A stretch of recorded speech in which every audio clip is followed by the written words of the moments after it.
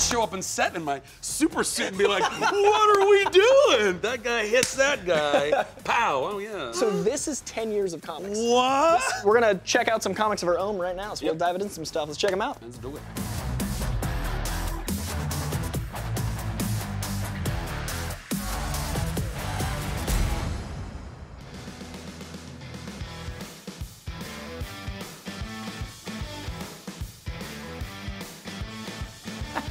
Happy Monday, everybody. Welcome back to Collider Live. Hope you're having a great and wonderful morning. What's wrong, Roxy? You laughing already? I love it. Kristian, your face was just like, not again. For what? For what? Just now. For the pictures? Just now, just like with life. Oh. Not again. Collider Live. Hey, everybody. That's hey, guys. It's happening again. Yep. Waking up, having a coffee, driving to work. Yeah. Saying hello to Reilly. Reilly, hi, take off your headphones, Reilly. Forget it. I'm going to make some eggs. Hello, everybody. Welcome back to the show. It is Monday. Collider Live here. We are just days away from the big trip to Chicago. Going to Chicago. In the Windy City for Star Wars Celebration and, of course, the big movie trivia schmodown on Saturday night. 915 people so far right now have tickets. Woof. It is grown and Unreal. It's crazy. It's going to be loud in that place. It's going to be pandemonium. Yeah. What are we doing? I mean, look, there's going to be a lot of stuff happening for Celebration, and some of us will be getting there Thursday morning. Some of us will be getting there Friday morning, and we will be covering some stuff for Celebration because we have the Schmodown 5-way at Friday. On Friday at the fan stage. It's called Trivia of the Masters or whatever. So it's Masters of the Trivia. Masters of the Can Trivia. I physically get to that or no? I should be able to get you in if But you're the there. only people who can get in have passes. For Celebration for that match. Yes, and they already have their tickets to that. Or yeah, you have to have Celebration tickets in order to see that one. But and that will air on Collider. What time is it again? I believe it's 12:15. I get them mixed up because one of them's on 12:15 and the other one's at like 2. Got it. I don't know, but it's Jedi Council. It's on the program for the Celebration. But anyway, and then on Saturday night, hey, it's on the program. It's on the program. Are you calling out? Hey, Cody, bring up the program. Yeah. Cool, Reilly, you got any questions? Yeah. I'll be calling that one, the 5-way with Ken for sure. And then for the Saturday night, I'll call this Alex Damon Star Wars match. And then I'm just going to be announcing for the main event, and Ken and Ellis will be calling that one. We scared you off. We did, huh? I want to watch from afar. And you know what? Understand, well, sir. I actually did. There was you know why? Because there was a taping that we just did this Saturday, and I did something to test something out. Like normally we'll shoot, peek behind the curtain here between like sometimes 5 or 6 matches with the exhibition matches and the Patreon exclusive matches and just a bunch of different things that we do. And there's about 5 of them. So I said I'm only gonna call 2 of these this week. I'm gonna shoot I'm gonna shoot the scenes. I'm gonna be around to be able to produce, be a little more active as far as just being on the desk the whole entire day. And I liked it. And I think that that's a bummer. No, I liked it, and it's starting and there are new people coming in like yourself that are being announcing, and it's a way to get new voices in there also. If you would only ask me back. I did. I know. You were out of town. Yeah, and speaking of which, I think I've only done like 3 matches. You've only done 3. You did early season. Yeah. Are you good at it? Yeah, he is really good at it. It's not that. Yeah. Competitors taking them off the desk. Because competitors have access to that document, and I can't have that. And even with access, I still won't get it. Well, yeah, but still, it's the first round. The first round, it's new every time. But then they can't ask anything from the second round or the third, and it's like they're sitting there just talking really and not doing part of the announcing. So there's you. There's Daniel Radford. I've been trying out a lot too. She's great. Marquia just did a match. We're doing. Marquia was great. Yeah, we're doing.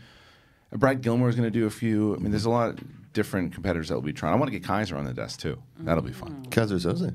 Yeah, Kaiser Smets is manager. But anyway, so much happened. But you were out of town. I was in New York. Briefly. Which was during WrestleMania. And we're going to bring Rokas here. No, he's not in today. Rokas not in today. No. Why? He's under the weather. All right. We're all under the weather. And Satin's still out. Yeah. Yeah. Because he's still there. Yeah, I assume so, but I was hoping to talk to you about it because I figured that you were there with Kevin and Maria and that they were. I saw them at WrestleMania. I said, Did you Roxy. see them at Hall of Fame? What did. happened? Well, yeah, we'll talk about that. We'll talk about was that. Do you know what happened at the Hall of Fame?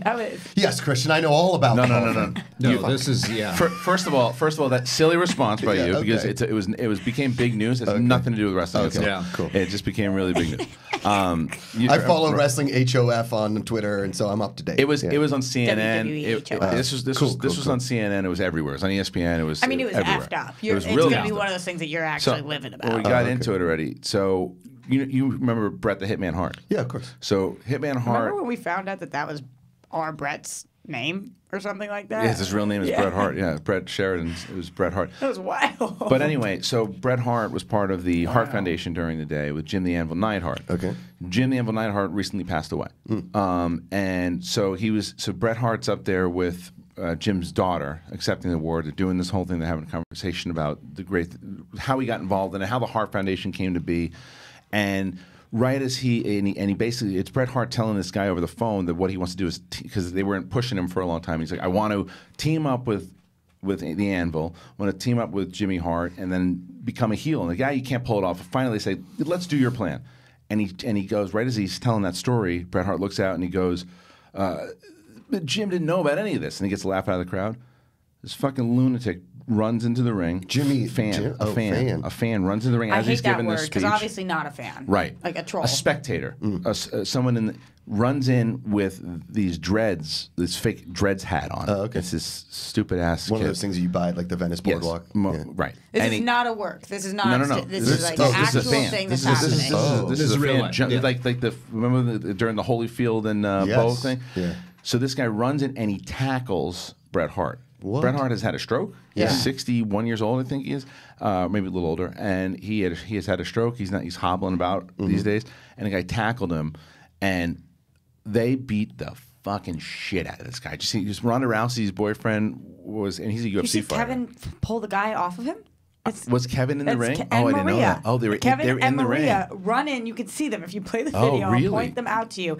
See if you can bring that up. Get that video up then. Yeah, Cody. Kevin was like one of the first 3 people there. In the ring? I didn't know that. He Oh, pulls wow. him down from the ring, the guy, and Maria beelines into the crowd. You can see this woman with just this long hair going, and it's Kevin and Maria. It's unbelievable. They two of them Wow. like just gangbusters into that. I saw place. people doing that. I didn't realize it was them though. But this is the actual video.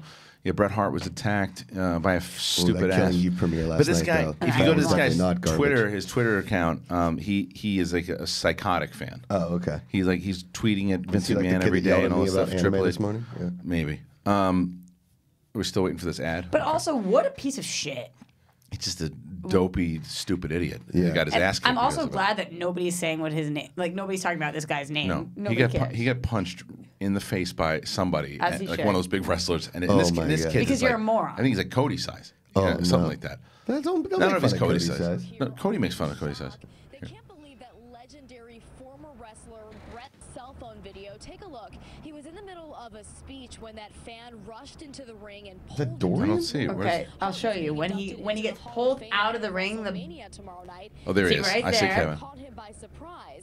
Oh, there's Other Maria. fans and security rushed Right. in to hold that I see man Kevin. I down. don't see Maria though. She comes running in this way. She's down like where that lower third is. Oh, I see Kevin. Yeah, I see him. If you look at a different angle, you That's see great. Look at where Kevin. she comes That's crazy. sprinting in. Yeah, I see him. To watch this all happen. Wait, I want to see the other angle of the shot. You Yeah, see there's- this you woman can actually like pull- a mad woman. Yeah, pull the actual footage without the news clip because it's out there. Just get the clip that you just showed. Good. On Twitter, I think. That's Is a where the sick best- lavender suit though Yeah. that guy's got on. That's Pretty nice. crazy. But anyway, the point that's why I figured, Josh, you might have seen it because Yeah, it no, was I did it it. was everywhere. Yeah.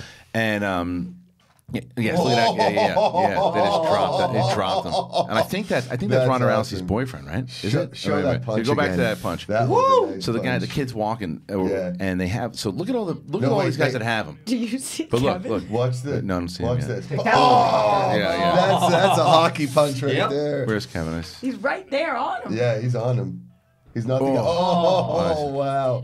If you guys are watching He at home dropped him. and He you've never dropped- seen like a hockey fight, you Yeah, bag so him look, and then it's uppercut just, him. dude. That's a fighter. That's a That's a professional fighter. fighter that just punched you in the yeah. head. Because you deserve it. He You deserved deserve every it. second of Yeah. that shot. Yeah. He deserved a lot more than that because when he's on the floor, they are just beating Oh the my shit. God. And that looked so on top of that's Ronda Rousey's boyfriend. He's a professional UFC fighter. Oh he's my he's God. dropping Haymakers. bombs on him. It was Now this so is what I quick. want to see in real wrestling. Yeah, But man. I don't he's- feel like I would have reacted that fast because when it's wrestling, It's instinct, man. don't- You would have. No, you don't know what's happening. Well, that's You true. don't know I if it's would've- a work. Yeah, So yeah. I would have been like, "Ooh, what's this? Why?" But then when you realize that Bret Hart's actually getting attacked by Right. somebody, like at what point does that click for you? I think that all the fans wait. themselves, like when they're sitting there, first probably felt the same way. Who's that? And then, once they saw everybody swarm, because Right. even and especially at home, because WWE just cut the footage. They didn't know what the fuck really? was going on, so they cut it. That's why you don't see any actual footage on their end. Because It's just cell phone stuff. But security obviously knows what's supposed to happen, Right. so they know to jump on it. But if you're sitting there watching that, you're probably thinking like, "Oh, this is gonna As- get crazy." I mean, we Right. just saw Vince McMahon get the living crap kicked out of him supposedly, and Right. he's 70. So like, there's no, I would never put it past them to do something like that. I know That's They- what I thought. We were on the phone when you got the. I don't Yeah. know if you watch it. Remember, I was like, "Oh, this is a story." Well, no, right? no. So how I found out about it, I was actually texting with Brad Gilmore. Yeah. So we were talking about the conversation you guys had and just things in general, Schmodown related. Because Booker T, our friend Booker T, who we're going to be at Booker Stadium on May 18th, which is so awesome. But he was there. He got inducted Brad's to the Hall birthday. of Fame again, but this time with his team, with his brother Stevie Ray. And so that's why Brad was there. I was texting Brad, and Brad's like, "Oh shit, someone just tackled Bret Hart from the stands, a fan." And I'm like, "Holy shit, is he all right?" And then he said, "It's just craziness here right now."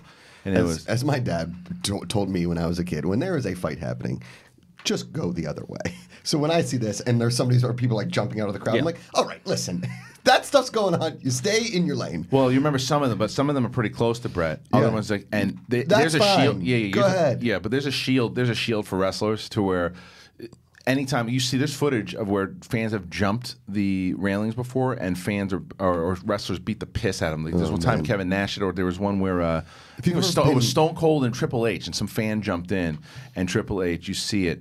See if you bring up Triple H, Stone Cold, the fan interaction. But the thing is, if you've ever been around anybody that is either a professional wrestler or the size of a professional wrestler, and you're the size of a human being, which they are not. They are Right. genetic freaks, Right. That have been supplanted with, steroids and such, right? Right. You can't get that big without having something like that, okay? It doesn't have to be an illegal steroid, but HGH, that Some kind of them, stuff, yeah. Some of them right? aren't always. So there's some of them not as jacked up, but like Yeah. Braun Strowman. So look, watch this. So fan jumps in the ring on Stone Cold, hits. Now watch Triple H, who he's fighting. Wrecks and just starts throwing bombs on him. Like there is a rule. The ref is kicking him. The ref is doing it too. The ref is beating he's not getting Triple H off him. He's kicking him in the head. Look, the ref Oh, beating my God. beating the shit out of this guy. I love Because that. don't do that. No, it is a rule. And then same thing. Like I love that the ref. Can you get in trouble if you're Triple Yes. H? No. No, you're being attacked. Yeah. Self-defense. That's But you can kick the living yeah, crap out of somebody. Doesn't matter. I mean, Parting eventually shot you there. can probably sue for because of, it's hostility, whatever. But not really You though. know. I mean, you could sue. You won't win though, because if you're going in, that's aggravated assault. No, yeah, You're- for you're- sure. and you're defending For sure. yourself at that point. And he would. I think he's a little more than defended himself. Yeah, totally. At that point though, I'm telling you, you're not going to get in trouble for that. No, you will. Yeah. Triple H, I'm sure WWE settled. Look that up. Because they sued him. The guy sued him. Look for up. sure. Look up. I bet you you're wrong. Look up the Dude, if Triple he H had like thing. major injuries, concussions, all that kind of stuff, he could sue because it's overuse of force. It's a law. I think that the WWE's lawyers Dude, are probably a people lot get better in than that fights. guy. It's a law, It's a Chris. law. I'm telling you. People get into fights all the time, I don't. and in excessive you use both of force. don't know what the law is as far as that I'm situation making a goes. joke. I don't know. I It's thought a you law. said it too. It's what I'm saying I thought you were is serious. that people get in fights all the time. It's a law. It's a law. Just Okay. because we said so just Yeah, let's now. just see I pulled it. out my book. I want, Yep. to, I want to see if Triple H Law. if there was any lawsuit. I'm gonna tell you that again. The WWE's lawyers. What I'm saying is, if there wasn't, great. Yeah. What I'm saying is, the Could guy They could could. have sued. Oh, I think you're right. I think he could have, but I've probably he might revised. be doing it to do that. Like a lot of people, you know, you ever seen somebody who runs in front of a car Yeah. Yeah. to sue them? I want to see what the laws are. Just see if you guys can look up. Just try to see what those laws are.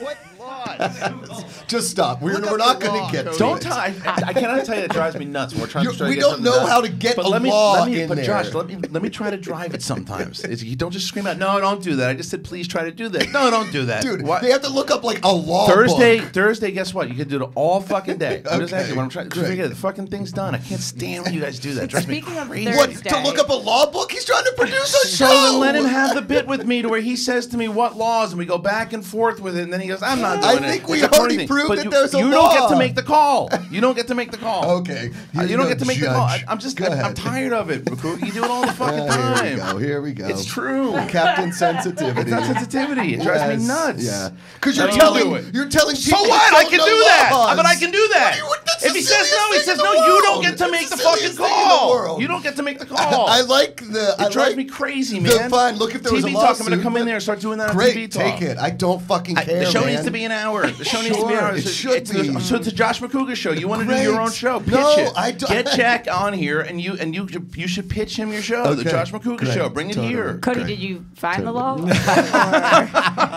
So how'd it work out, Cody? Just hold hands and calm down. Thursday though, and wrestling shows Right. and talk that you guys had that I wasn't listening to. That I was listening to. You don't think Ronda Rousey's on steroids? Steroids? I don't know. I don't think so. Is there a law against that? She's just so big. I mean, She's big. I mean, You so could just Charlotte get- Flair. Yeah, she's so big too. I'm sure that they're taking supplements. I don't know if I it's have no anabolic idea what I'm steroids, talking about but- with this, but when I see them, I'm like, you can't, how did Well, one it was the do same that? thing. Sadie actually watched the match with me last night, like the main event, and when we watched, she said the same thing. She's just like, they are like jacked. They're jacked. like you're huge. Yeah. You're Yeah. huge. How did you do that? Becky though wasn't that much, so No, she's cut. yeah. I mean, you have to take supplements to be able to be in that condition, regardless. Vitamin B. Right? Yeah, definitely vitamin B. Lots I mean, it's of stuff that we vitamin don't have B, access yeah. to. Right. It's stuff that you have to go to a doctor or sometimes a legal practices, whatever, to get into that thing. I mean, that's why all those baseball players were that one doctor did all that kind of stuff. It's the same, I guarantee you, in the WWE. And you could, whatever, I'm just saying, to get to that level, especially in bodybuilding or any kind of thing, you have to take supplements. What are they allowed to do in WWE? I think there's no, I don't know the rules. Yeah, see, I mean, there might be a law. I thought it changed. Cody? I know. I thought it changed though from the steroid because they used to call it a sport. It was a sport, and then they changed it to sports entertainment. And I believe that's when the testing and stuff just changed because it's very different from when it's like an entertainment show as opposed to when it is an actual sport. Right. Where people can. So I think that's where it changed. I don't know what the actual laws are, but Cody looked it up. Yeah, look up the law. Please. Get in the law books you got back there. No, Cody, don't do it. Never mind. Good call. Thank you. No, Cody, do it. Yeah, don't do it. Cody, do it. Cody, don't do it. Come on, do it. Do it, Cody. He's bringing up law books right now. I thought he was going to play You Know What I'm Going to Say, and Yeah. he didn't. Thank This is God. this is a better I don't one. even know because I listened to the Thursday Friday Yeah, show. yeah. What is that thing? Don't. Don't. Just say it. Don't Yeah. say What it. are you Don't guys say talking it. about? Don't do it. Don't say it. Don't do it. What? I just got it out of my head. Is it a just show? don't Is do it- it. It's Yeah. I'm not doing it. We're not going to play it. We're What not going to show? play it. We're not going to play it. I'm not going to say it. Cody, If she don't can't do it. remember it, if she remembers it, then she can do it. But I'm not No. going to. I'm not Just going for to say safety, I'm just It was gonna like, sit is here. it Don't take it. Jibbles? Just put them on. Is for it now. Jibbles? Yeah, she's that's not- exactly what it was. she's not It's a gonna remember. Jibbles show. It's a 1 hour daily show. It's Cody was live. like this. Cody is like his finger on the button. Yeah. Yeah, No. it's not Jill. It really burrowed in there. Did it stay in your Oh head? my God, you have no idea. fucking- It didn't stay in mine at all because I didn't know what it was. Because you know what it was. What are you guys talking about? Don't. Don't Guys, do it. Jibbles is unspecified stuff. What would you? Yeah, So you that sounds about right. guessed it was Jibbles. Yeah. Ugh. Yeah. It's not Jibbles. It's not Jibbles. I'll give you one more Specified guess, stuff. then we got to move on. Shahaya. Don't do that, Christian. We don't have to move on. Don't do that. I hate when you do that. It's the worst. Yeah, I'm going to do it on TV Talk. Oh, cool. I'm coming on TV No Talk. problem. I'm just I'd going love to to have switch you it on. every single time. Cool. I've Love watched it. like 3 shows in 4 years. Yeah. Same with the rest of the audience. I think he meant TV shows. No, No, TV talk. no, No, but you meant I TV meant, shows. yeah. I mean, I Episodes of watched- TV talk is what he's talking about. No. Oh, episodes that's of not- television. I said Yeah. it was Oh, okay. television, Yeah. not your show. But your No, joke no. was funny. It just didn't play off what he said, and then I called that out because I'm part of the bit. Yeah, Thanks. I thought Cool. the rest of the So I audience wanted being to that they be weren't clear on watching that. television. I was like, you got to find television fans, then, man. Yeah. So when is that show on? What, TV Talk? Yeah, let them know. Fridays. It's on Fridays. Friday. I think that's one of the things, though. I don't think we've ever even talked about the show really to promote it on this show. Which one? What, TV Talk. Yeah. TV Talk should Josh and I do a show for that. and you guys are For the on channel too. as well. We talk about it never. Yeah. What's going on with the show? Like, what's the hypothetical? Tell me about it. We've never even talked about it. I mean, not shocking. First you gotta build the wall. Then you gotta build it. Yeah. I mean, TV Talk is what it's always been. TV news, talk about some shows that are on TV. Hypothetical questions is we do something that's like relevant, and it's like, hey, what if Ned Stark never died? And then Right. you talk about the whole thing. And it's like, what if Fuller House, or what if Full House was aunts instead of uncles? Right. That kind of a thing. And they're that's like, well, on- that's Fuller House. I'm And like, we "It's also not. take It's what-" pitches from fans, so Yes. if they want a hypothetical. It's- Some of them are really weird and goofy, and Yeah. some of them are like straight. It's full podcast, Yeah. and it's Apple Podcast, It's like 30, Stitcher. 35 minutes. and then we yeah. clip out the funniest bits where we talk And they're on about the like- podcast channel. Yes. Well, there you go. Look at that. See? Nailed it. So what is Don't fucking No one- say it. no one It's said- over, no one Roxy. said- It's done. Cody- It's done. Cody, now this is how I picture Cody in the back. From the second we started that thing where he's hoping someone's gonna say it, he just started shaking, like smiling like the Joker, and he's just ready to push it. You're and not far off. And no one said it, so he finally just went. It's like when Miles and pushed Dyson's it. in Terminator Zoobilee holding the Zoo? thing. Yeah. That's the best breathing in the history of movies. Keep it going. Zoobilee Zoo. Don't do it. Please So don't do it's it. a show. Well, it was a show from 65 1988, episodes. yes, Shot in 88 to Pittsburgh. 89. What's the deal with Hosted it? by Ben Vereen. Is it like Zoom? It's like Barney's. It's like Barney, Yeah, it's not like a kid's Barney's. show. Yeah. It's like Zoom. Come on and Zoom. Come on and Zoom. Sure. Except Sure. it's not Zoom. It's But it's the same It's premise. about people dressed as animals living in like a zoo. I don't think they're in a zoo. Oh. They're in a that's- magical land. It's a magical zoo. Yeah, it's a magical. They're all land. animals. Right, that's true. I mean, What's yeah, the name I mean, of the zoo, It's called, Josh? Zoo. It's Wait, what's You the put 'em on. description say? It's a children's television series featuring. Ben Vereen. Remember Ben Vereen? No. Right. Man. Poor Ben. I didn't know Ben Vereen either. Who's Ben Vereen? Roca yelled at me when I didn't know who Ben Vereen is. He started rattling off movies I've never heard of. He's like, Ben Vereen? "You don't know Skibble-a-Foo?" And I'm like, "No." He's like, "You don't know Brick Walker Ted?" I'm like, "I don't know these movies." Go to Ben Vereen IMDb. I mean, I know his look before. I know he was in Brick Walker things. 10. He just looked up. Cody just looked up Brick Walker 10. Ben Vereen. I mean, So let's go to Wikipedia. he's a happy-looking guy. He's got a lot of stuff. He was in top 5. I love that movie. He was in another thing called The Zoo Gang in '85. That's how he got the job for No, he didn't say it. a Pittsburgh-based children's show where they dressed as creepy animals. Yeah. Remember Webster? Right, that's right. I do. Roots was the big one. Didn't though. know Roots he was the big one, yeah. Never seen Roots. And Star Trek. And Yeah, I've never seen a single one of these things. Fresh Prince of Bel-Air. Well, when Thad knew who I he was, saw I was like, that. he had to be in Star Trek. And he goes, he was in an episode of Star Trek, Yeah. episode Yeah, 4 episode of season Grey's 3 of Anatomy. Next Generation. He was. Yeah. Yeah. Yeah, look at this. So good old Ben. Bull. How I Met Your Mother? What? So I must know him. He, Yeah. he had a quick stint on How I Met What- Your Mother. what is a Sam Zoobilee? Gibbs. I believe Zoobilee what? is the name of the zoo that they live in. Roxy, if you say it, they play it. So stop saying it. I'm being serious. I'm going full Christian on you right now. Stop doing that. Just stop I it. think I don't get it. You correct. Shocker. Nobody does except Roxy, Christian. let's make it easy. If you say the words, they'll play the song. Yes. That's it. I'm confused. It's worse than anything Black and we've white. ever done But on you this guys show. don't I like would it? rather somebody No. yell "Win a goldfish" at me. It's the worst song. It burrows into your head like that fucking thing in Wrath Look of at Khan. these creatures. It Look goes at in these your maniacs ear, that have done and this then to the it world. takes over your Look at them. soul, and you're singing it on the fucking weekend 3 days later. I'm gonna remember this moment. Yes, you could literally make me sit in a room in darkness for 24 hours and play "Win a Goldfish" here over and over and over, rather than You listen guys to that song one more time. Better watch yourselves. Why? Because What, are now you I gonna know. lock me in a She's room? armed. No, She's armed. I'm armed. She has. So Don't anytime bring you up think Rocky about V. talking about cheese and Rocky Five, Man, I had some good cheese. now I know. Did you? Where'd you eat it? That French place, Moncel Marceur, in the farmer's market. Oh, isn't that the best? Oh, I they used to bring go there that all the warm time. cheese and they shave Is it that right at off. the Grove? Yeah, at the farmer's market. Yeah, That's it's the best. Yeah. Yeah. I love Good it steaks. there. Me too. It's great. Oh, it's so good. So good. They have What the about that? best Did you guys see this sushi clip? in there. Oh my god, you're the worst. Just the They worst. turned around there. There it is. The ZZ Gang. Goodness. The ZZ Gang. Well, Katz has a lot to live up to. That's true. I mean, can you imagine in the middle of Cats they broke out into that theme song? Oh my God. It'd be good. You mean the cat people dressed as normal people as motion capture? Yeah, it's the truth. Did you? So I do want to get into a little bit because Roka's not here and Satin's not here. I do want to go into a little recap. Last night, you guys will wake you up in about 20 minutes. Cool. 20 minutes. Yeah. So long, farewell. No, it was big. Look. No, I want to hear about it from you guys. Yeah, who know more than I do. 82,000 people showed up to MetLife yesterday, which is It's more than most Giants and Jets games. the Jets truth. for sure. But it was 82,000, and it was cool. It was. I will say that wrestling fans were lined the streets because I was Takes in New York. over, yeah. At the hotel I was staying at, on the flight there, walking down the street. What was their plan if it rained? Do not know the answer to that. I'm sure that they. Because it's New York. Yeah, it's an there's- outdoor stadium. I'm sure that they Is had there something. no dome?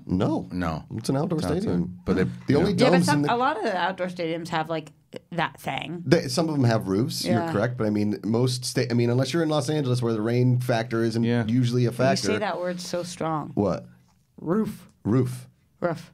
No, that's Boston. Yeah. Other people that are normal say roof. Whatever. Speaking of, something bothered me last night with John Cena. Isn't he from Massachusetts?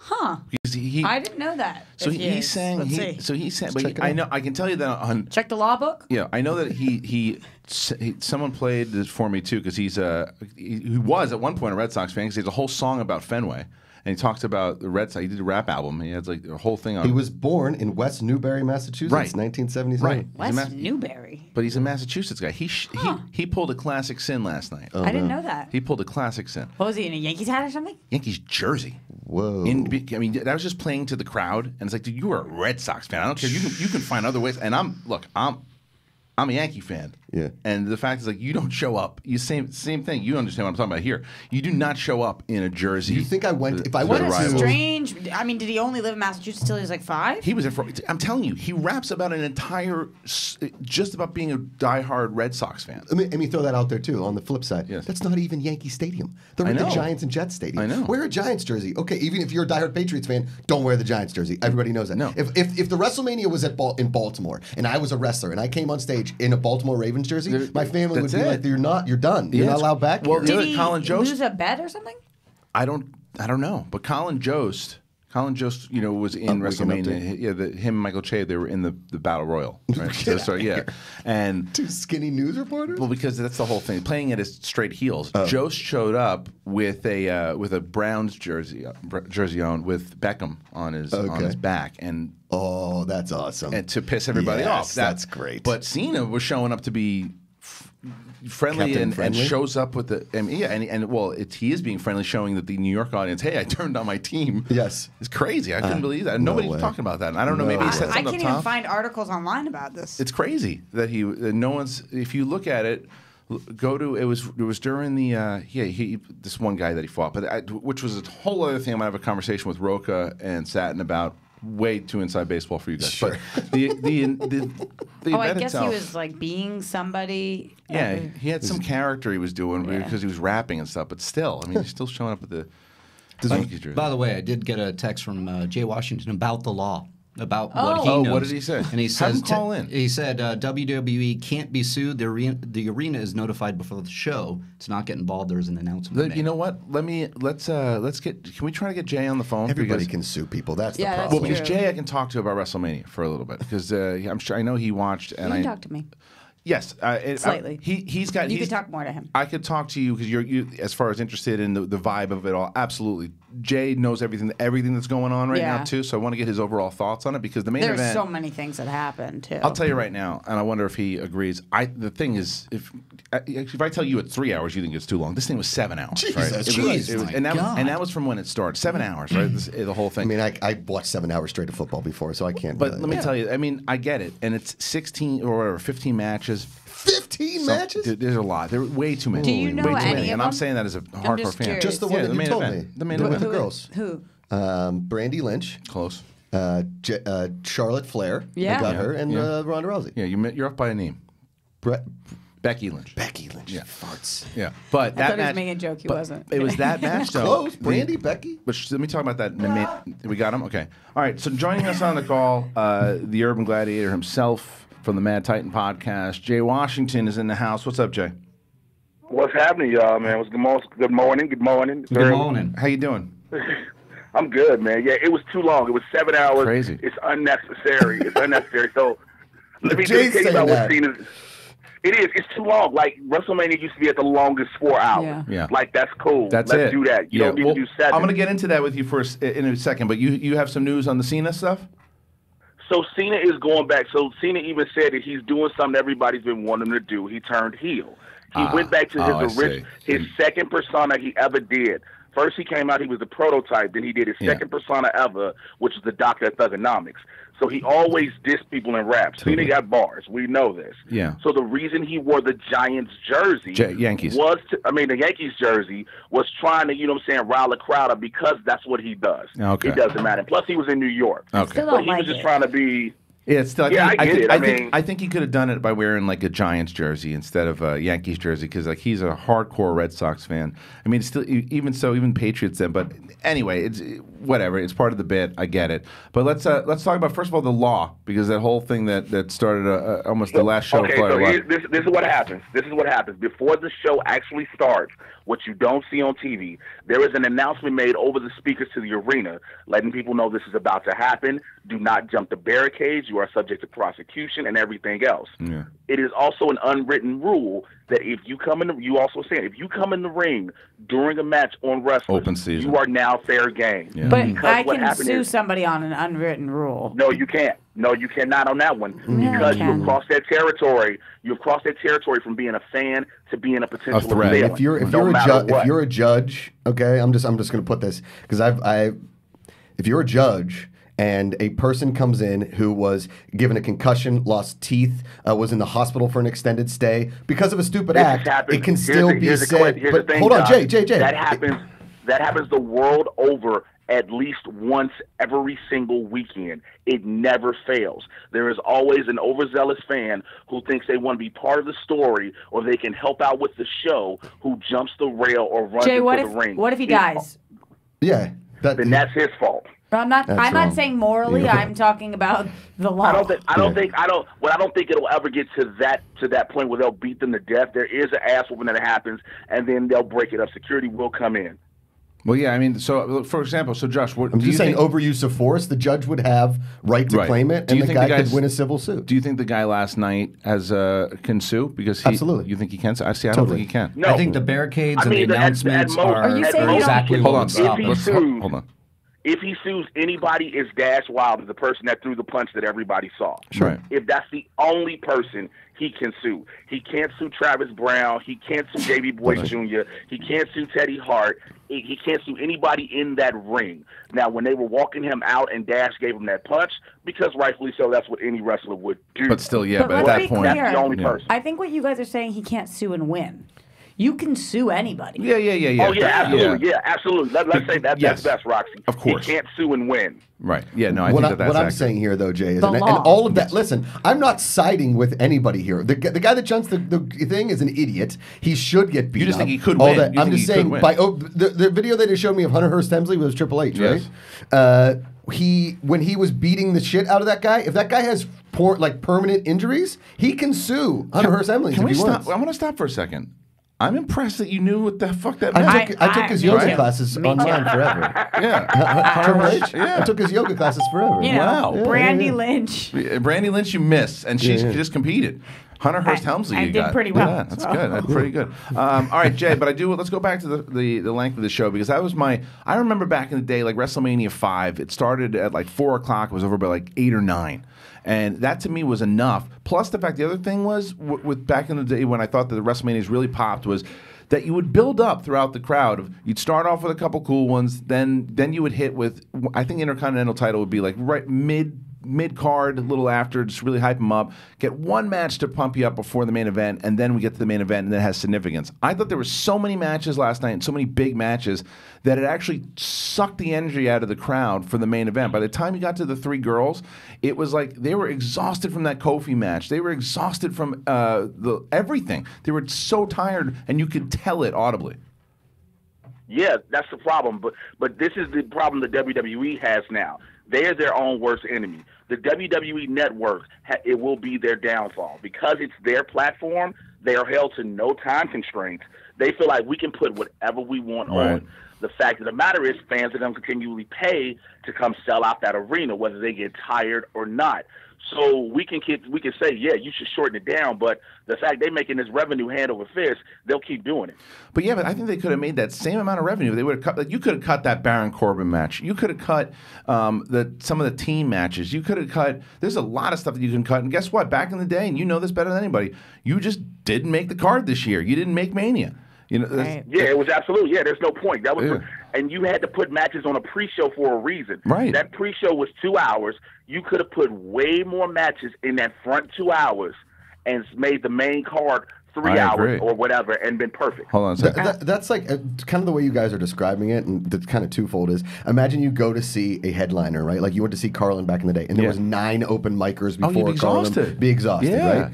Same thing is like, okay, WrestleMania is supposed to be the premier thing. I'm guessing in 2 weeks, some of these same matches are going to be on a Monday Night Raw or an NXT, like the exact same thing, well, right? no, because the thing is with the pay-per-view also is because there's so much time, there's more time for matches, and because what Jay was just saying, when Monday Night Raw and SmackDown, they're held to a time of 3 hours. But what I'm saying is some of these average matches would be on one of those. Well, right? yeah, I mean the Baron Corbin, Kurt Angle. The only that was a Monday Night Raw match. Yeah, no, but the only reason is because it was Kurt's last match. But there was here's my thing. I understand as a fan, yes, it's too long, but as somebody who works in this industry, you have to know how hard these people have been working their whole careers for this, and being at WrestleMania is a completely different experience than been performing on Monday Night Raw. I get that, but what Kristian's saying is you gotta.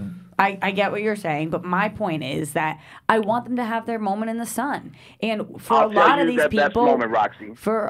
people, you don't know that you get to come back next year. And this could be their only time. And especially in the WWE, where it's like getting in a car accident every single night of your life, these careers are sometimes long and sometimes really short. As far where you're going, as far as the entertainers go, I get it. But with that, Kristian, as far as the entertainers go, I'll give you one prime example of that, working your whole career.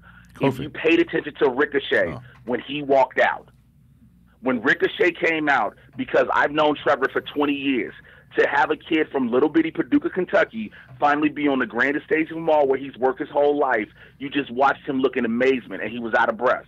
So they have that moment. That again, did you ever think you'd be there within a year and a half of being at the company? Absolutely no. But some of those people just can't make it their first year. Right. There are always going to be subsequent WrestleMania. Yeah, see, that's the thing is that's why, as far as wanting it as a talent and giving it to them, it's a very romantic thing, and it's your passion is to get there eventually, but also as a company, and you also want to make the best product. I know. It's like earn it.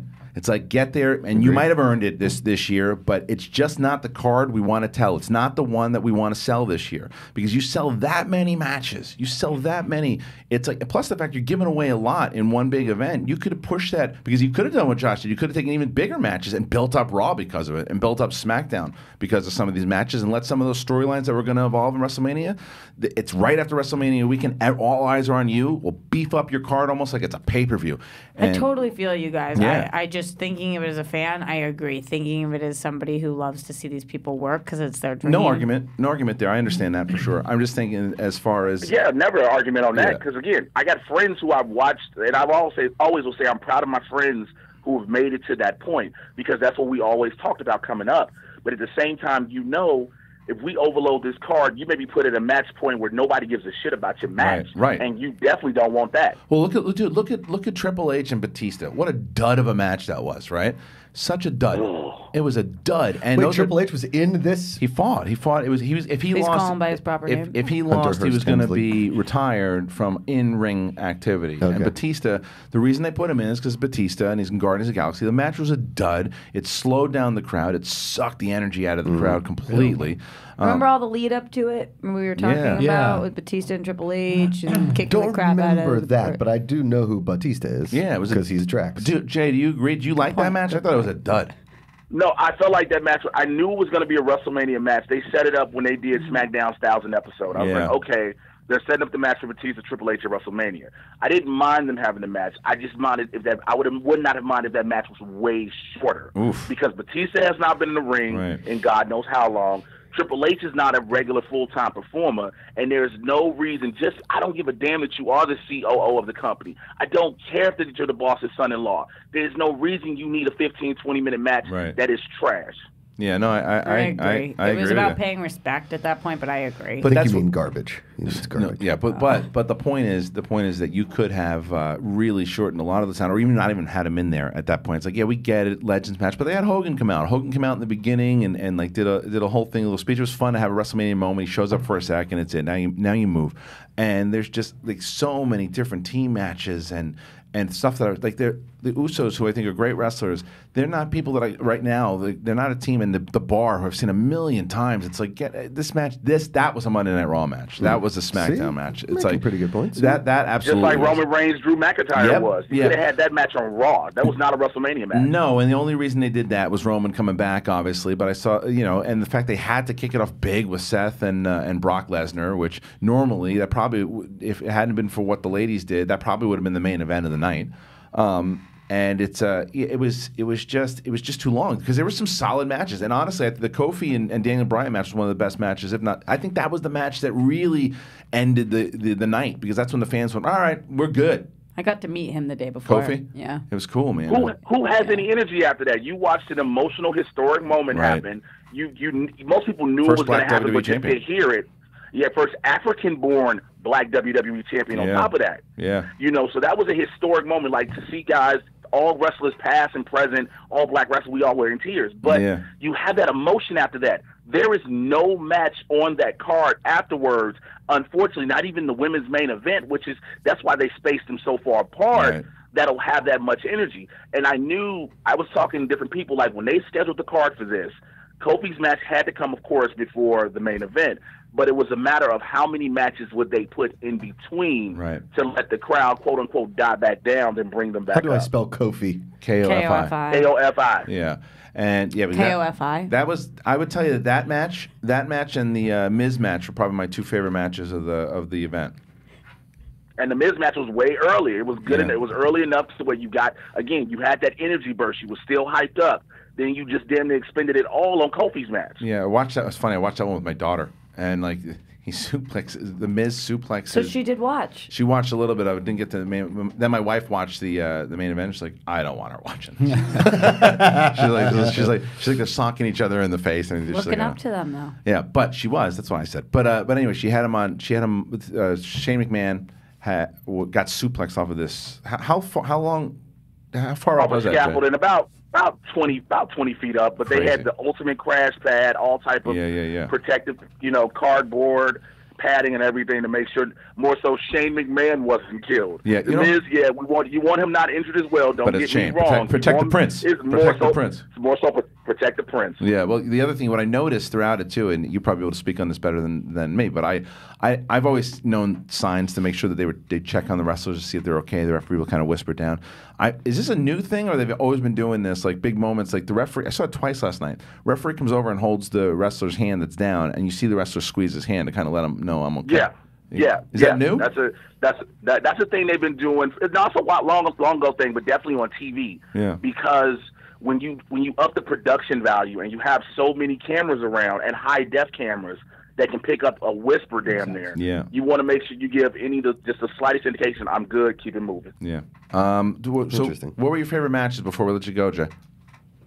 My favorite matches were, I was a fan of the 4-way SmackDown tag titles because I love the Usos, and to see Ricochet there was a thing. Yeah. I was definitely a fan of the Daniel Bryan Kofi match. It was me being all invested. I had a live reaction to watching the 1, 2, 3 I put on my Twitter. Oh, cool. The Brock Seth match was really quick, and it was shocking as how fast it went. I liked that match. I liked it. I liked it. I liked it. I liked it. It was just I was expecting what we've seen. I definitely, but I was like, I thought we were going to see what we saw with Brock versus AJ, Brock versus Daniel, right? Brock versus Finn, and we didn't get that. So I was like, that was kind of a shock. Yeah, it was almost like a power match.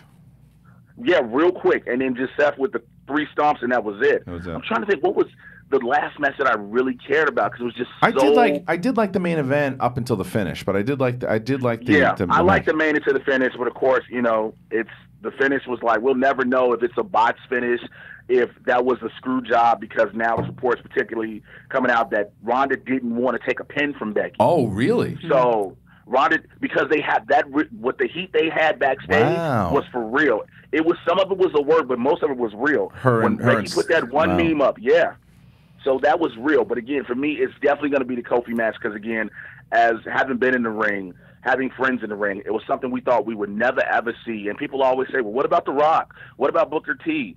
Look, The Rock, they lean on his Samoan heritage. Booker T was the world heavyweight champion. They never counted it the same. To see a black man be raised as a WWE champion and WrestleMania was arguably the greatest historic thing I think we'll ever see. And now it opens the door for so much more. And they were talking about that. My buddy who's a ref was saying this whole WrestleMania was about the diversity on the roster. To show you they're moving forward. The women main eventing WrestleMania. Having Kofi win, the Usos staying over, just showing new things and new blood. Hell, Hawkins and Ryder actually winning the tag titles. It was kind of weird. So yeah, I hated that though. Are the Usos Greek? I hated that. I said that was a. It was on the. I was on the. No, the Rock's cousins. Oh, okay. Cousins or nephews? Nephews. Roxy. No, they're cousins. They're cousins. Oh, they're like cousins. the booze. Okay. All right, well, they're cousins. Yeah. I got well, it. Jay, You get thank that? you, man. I'm glad that you were able to call in and give your perspective on last night's WrestleMania. Definitely a lot of thoughts, and also you guys can listen to Pro Wrestling Sheet, where I'm sure Ryan and Roka will be breaking this down in full. But Jay, good to have your insight in here, man. And I'll see you. You're going to Chicago, right? I will see you guys in Chicago. I get in Thursday afternoon. Okay, so cool. I'll if see I'm you not then. if not out running the South Side, I'll hang out with you. Awesome. All right, brother. We'll see you in a couple days. See you in a couple days. Later.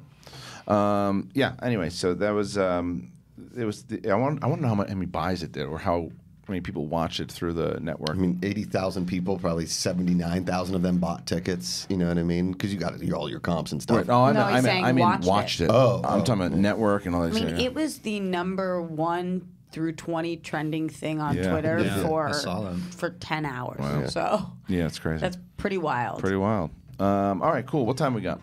10:47. All right, let's do a couple stories before we head to the break, and then we come back. We'll we'll talk even more news. We'll do like one or two, and then we had Ashley Robinson on today, don't we? Yeah. Ashley's on. coming in at 11:30 or 11. Then Ellis is going to pop in at 11:30. Yeah. All right, cool. So let's see if there's some stories that we should talk about. There's some stories out there. You did hear Linda Hamilton didn't like the other Terminator movies. Remember, we were going to try to talk about that. And we just lost track of time. Let's just talk about that. We'll it's piece cool that up. because the Terminator Dark Fate footage ended with CinemaCon, and everybody said it was just fantastic footage. And then they got Linda Hamilton afterwards, and Variety was talking to her, and she's like, "What do you think about this new one? And did you like the other Terminator?" She's like, "No, I didn't like it." What he said was he started off and he goes, so basically what you guys are going to do is that you forget all the other sequels past #2. She's like, well, they were pretty forgettable. Yeah. And he goes, She's so cool. Yeah, and we can bring that interview up. It's just interesting because she's You had it probably right been there. asked questions 1,000 times where she had the opportunity to say something like that and Yeah. she hasn't. So you always wonder, why is somebody picking this moment? Is it for press promotion? Did somebody finally give her the clear, or what? Do you guys have the? Yeah, the quote's right here. No. I would like to actually hear the clip. Yeah, I'd like to hear the clip see. because she just has like. I don't have it in there. I don't give a fuck attitude, and I love it, but it's not. It's just the fact that she got involved again, and the fact that she feels that way, that gives me hope that this one is. You guys not click like on Variety. Yeah. Yeah, it's not like that at all. I mean, because the thing with the other ones, like, I didn't mind Rise of the Machines. It wasn't a Terminator movie, right? Did not like Salvation. I thought that was kind of lazy, mired in the Christian Bale controversy, right? And then Genesis was just, I didn't even know what that movie was about, really. No, it was a mess. It was kind of a mess. It was a mess. And so, I mean, she says what I think a lot of us feel, right? And we talked about this, why we keep going back to the Terminator franchise, because it's got there's such high hopes for it. There's so much potential. And this is why I feel her slamming the sequels, I mean, good for her. They stink. You know? Yeah, they're not good. They stink. at least she's being honest. I mean, she has nothing to do with them, and that's the best part. Is she's like, listen, these weren't my movies. I didn't make these. They cut me out of a franchise that I should have been a part of. Well, I don't know if she even wanted to come back. Did she want to come back? Yeah, because the thing is, she was part of the original with Cameron, because they were married and everything too. But the first. She's part of the start of this whole thing, so she probably holds, and it started her career, so she probably holds it a lot more near and dear than anything else. She also could have said something way meaner. Yeah, totally. The way she does it with They're very forgettable, aren't they? Yeah, she does it in a classy way. She said, because we're going back, we're just waiting on the. Here we go. Here we go. Hold on. Go back after the second Terminator to do this Terminator. Well, they're very forgettable, aren't they? Yeah. Yeah. Went there. Hey, there you go. I said it. Did you watch them? Most of them. I didn't see the last one. And I wanted them to be good. I really wanted them. You know, you start something and you're invested in the franchise, but somehow the characters that you care about weren't there. Too many people, too many story points, and the focus of just a few people that you're rooting for. So I think we've sort of done a good job narrowing down the focus again so that it will echo the first two films. How many you signed up for? I'm going to tell me. I won't tell anyone. No, I'm going to fake my own death so I don't have to do another one. You're going to do another one. All right, cool. So that, she again, doesn't that's seem psyched about it. Yeah, that's variety, but you want to hear that. Totally. You want to hear that from someone who's been part of it the whole time. The fact that we're narrowing it down because, like we've said, the simple ones to me, it's a different conversation with 1 and 2, even though they're part of the same franchise, different movies. No, totally. First Kind one's, of unrelated, but we talk about Botox on the show a good amount, and I will just say she aged so gracefully. Yeah, like totally. That's what you should do. Yeah. Just like not a lot of work done, if any. Exactly, and just like. Oh, I want her on this show so badly. Yeah. It should be so much fun. Oh my gosh. Like, way to go. Be incredible. You're a kick-ass, hot older woman that just did it. Just crushing it. Yeah. It's true. But I mean, I think this is good news. I always like the fact that Tim Miller was doing it. Yeah. Cameron's got more involvement. She seems psyched about it. And she doesn't seem like someone who's just going to go up there and I'm just going to sell this movie. She says she's going to fake her own death, though. She seems psyched. Yeah. What?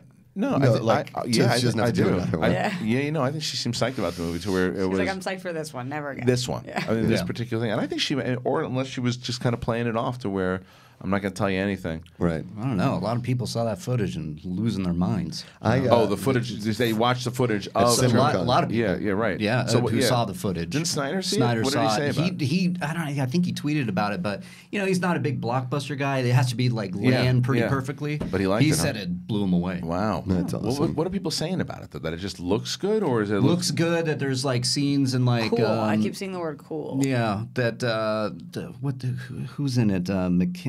I can't remember. Mackenzie something. Davis. Mackenzie Davis, Like Tully Love. arrives in Mexico City, and there's like a couple there. Is she a Terminator, or she? I think she's. I don't know actually, Okay. but she kicks some ass, and then it cuts to footage of Linda Hamilton. So Sarah Connor gets out on a bridge, has a couple like a bazooka and a gun, and takes out some Terminators. Interesting. Did you guys watch the show? Sarah Connor Chronicles? Yeah, with Lena Headey, not to be confused with Headley. It's Headley. Not to be confused. Oh, with is it the Headley. other? It's Headey, not to be confused with Headley. Headey. Headley. Take out the L, put in the E. Headley. Headley. I mean, And I'm sure I'll still get texts about this or tweets about it. Oh yeah. You don't know idiot. what it really is. Sarah Connor Chronicles was good. Yeah. I really liked it. I didn't watch. Yeah, I liked the first season, and then it became Terminator of the Week. Yeah, totally. It became a procedural, which is not my kind of TV. Yeah, but maybe the first like 4 or 5 is actually what I'm I love talking about. Yeah. Which is like the flip. If you ever watch Justified, like the first half of the first season is a procedural. Yeah. It's a procedural show. And then all of a sudden they figure the formula out for what Justified should be, and then the rest of the show is not formulaic at all. It's not a procedural. It is a one man's journey against another man's journey while other villains come along. It's pretty cool. Interesting. Yeah. I mean, don't even. The thing is, I would justify this a show that I always knew. You'd about. love it, dude. Justified's great. It's interesting. Interesting. Yeah. Anyway, well, maybe it's not fucking interesting. What do I know about it? All right. It's the law, Kristian. It is. Well, apparently there's a very different law that we didn't know about. Yeah. And we found something. We didn't need Cody to look it up because Jay Washington knew it already. So who needs you, He's a Cody? lawyer. He went to law school. He passed the California bar. He did all of that. I believe in Jay Washington. You know what? Before we speaking of Jay Washington, bring up his Twitter real quick because I think he's right with that whole thing with Kofi. It was, and a lot of people have been getting. You haven't heard about this yet either, huh? I need more news. This is as big as the. So there's never been a black champion of the world. No, well, so there were two. The WWE Championship, which is the one you knew from Savage and Hogan. Right. That belt has never been held unless you can count. The Rock is half black, so you could. But as far as the way that he kept distinguishing was African born. Yes. Okay. To where that has never happened before, and Kofi took the title and did that. The heavyweight championship was a separate belt, which is now basically evolved into the Universal Championship. Gotcha. Was not. I just want to see his video that he posted. And there are Jay about his watch along. It would probably be you keep Kofi and On. I don't know if you can find it. No relation. Just do media. Oh, there it is. Here it is. Can you turn it up? Just go back. Kick out. 1, 2. That's awesome.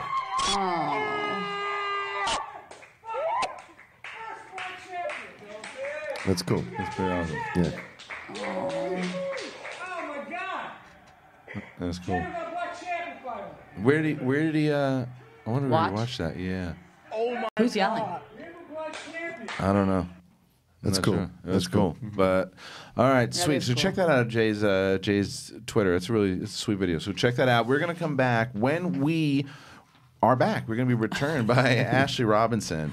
And we'll go into a few more news stories, things that are happening. And Idris Elba will not be playing Deadshot. Yes, we will talk about it. We're not going to forget after the break.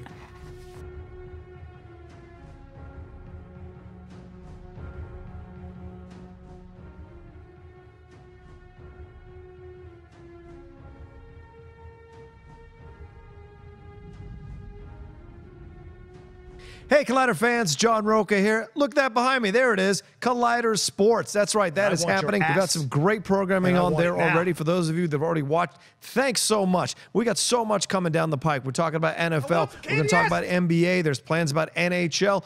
Golf is in the equation now. And, of course, the Premier League show that I host with Jack Hind, that's been in motion for the last couple of weeks. And then an MMA show is on the way from Dennis Zhang, me, and Jay Williams. All those things are happening here at Collider. And look, we want to hear from you, so we want you to listen. We want you to watch. If you're a sports fan, even if you're not a sports fan, we might entertain you, teach you something new about a sport that you may not have known much about, or maybe so deep into it that you wanted to learn even more about it. We've got you covered. You can do that. Follow us on iTunes and on YouTube. You can there watch all the shows or listen to all the shows that you want, and then leave us comments and rate the shows as well and review them, and then let us know what other sports you want us to cover. Look, we're not touching rugby. I'll just tell you that right now. That's as far out as we'll go, or cricket. But maybe in the future, if we go Collider worldwide, that's certainly a possibility. But for right now, Collider Sports is there for you. Take a look at it, take a watch, and let us know what you think.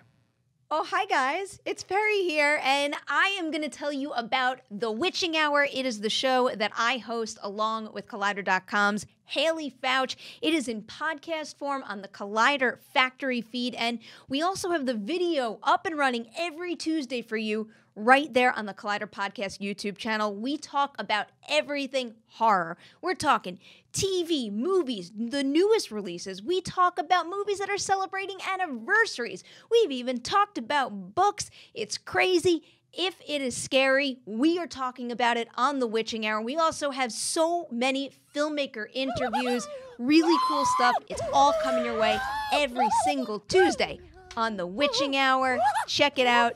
Collider Factory on the Collider Podcast YouTube channel. Hello, Collider Live. My name is Amy Dallin. And I'm Coy Jandro, and we host a little show we love called Collider Heroes.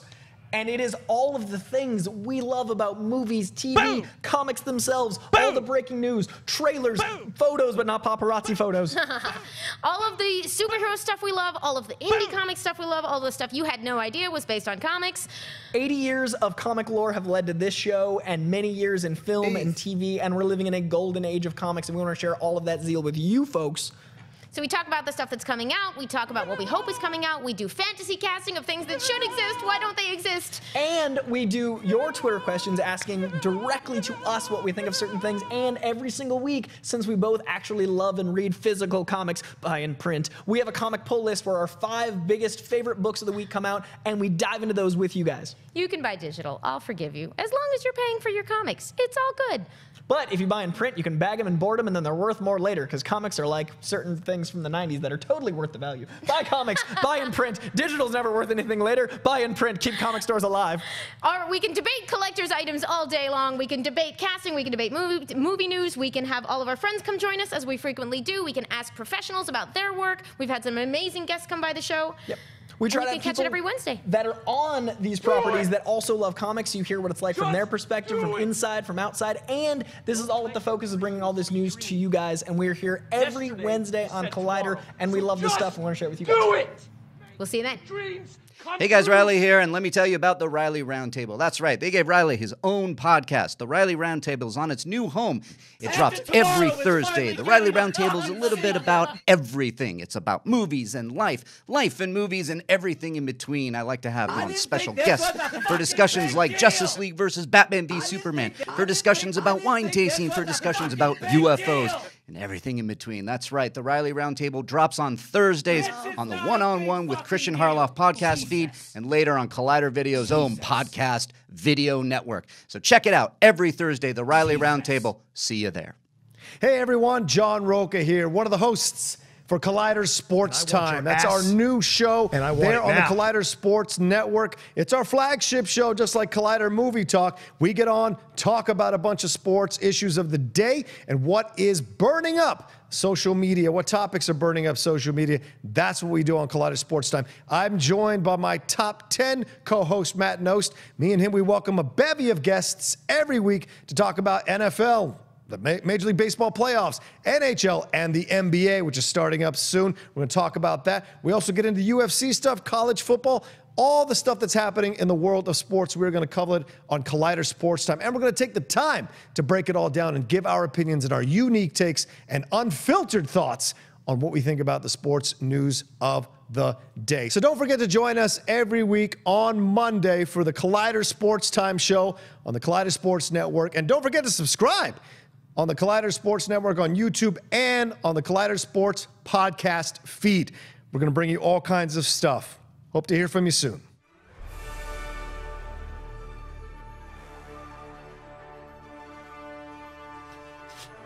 All right, Reilly, you're the soundtrack guy, score guy. I know. What do you got? Darina knows what it is. She's screaming from her television right now. What is it? Soaring over California. No. I gotta hear it more.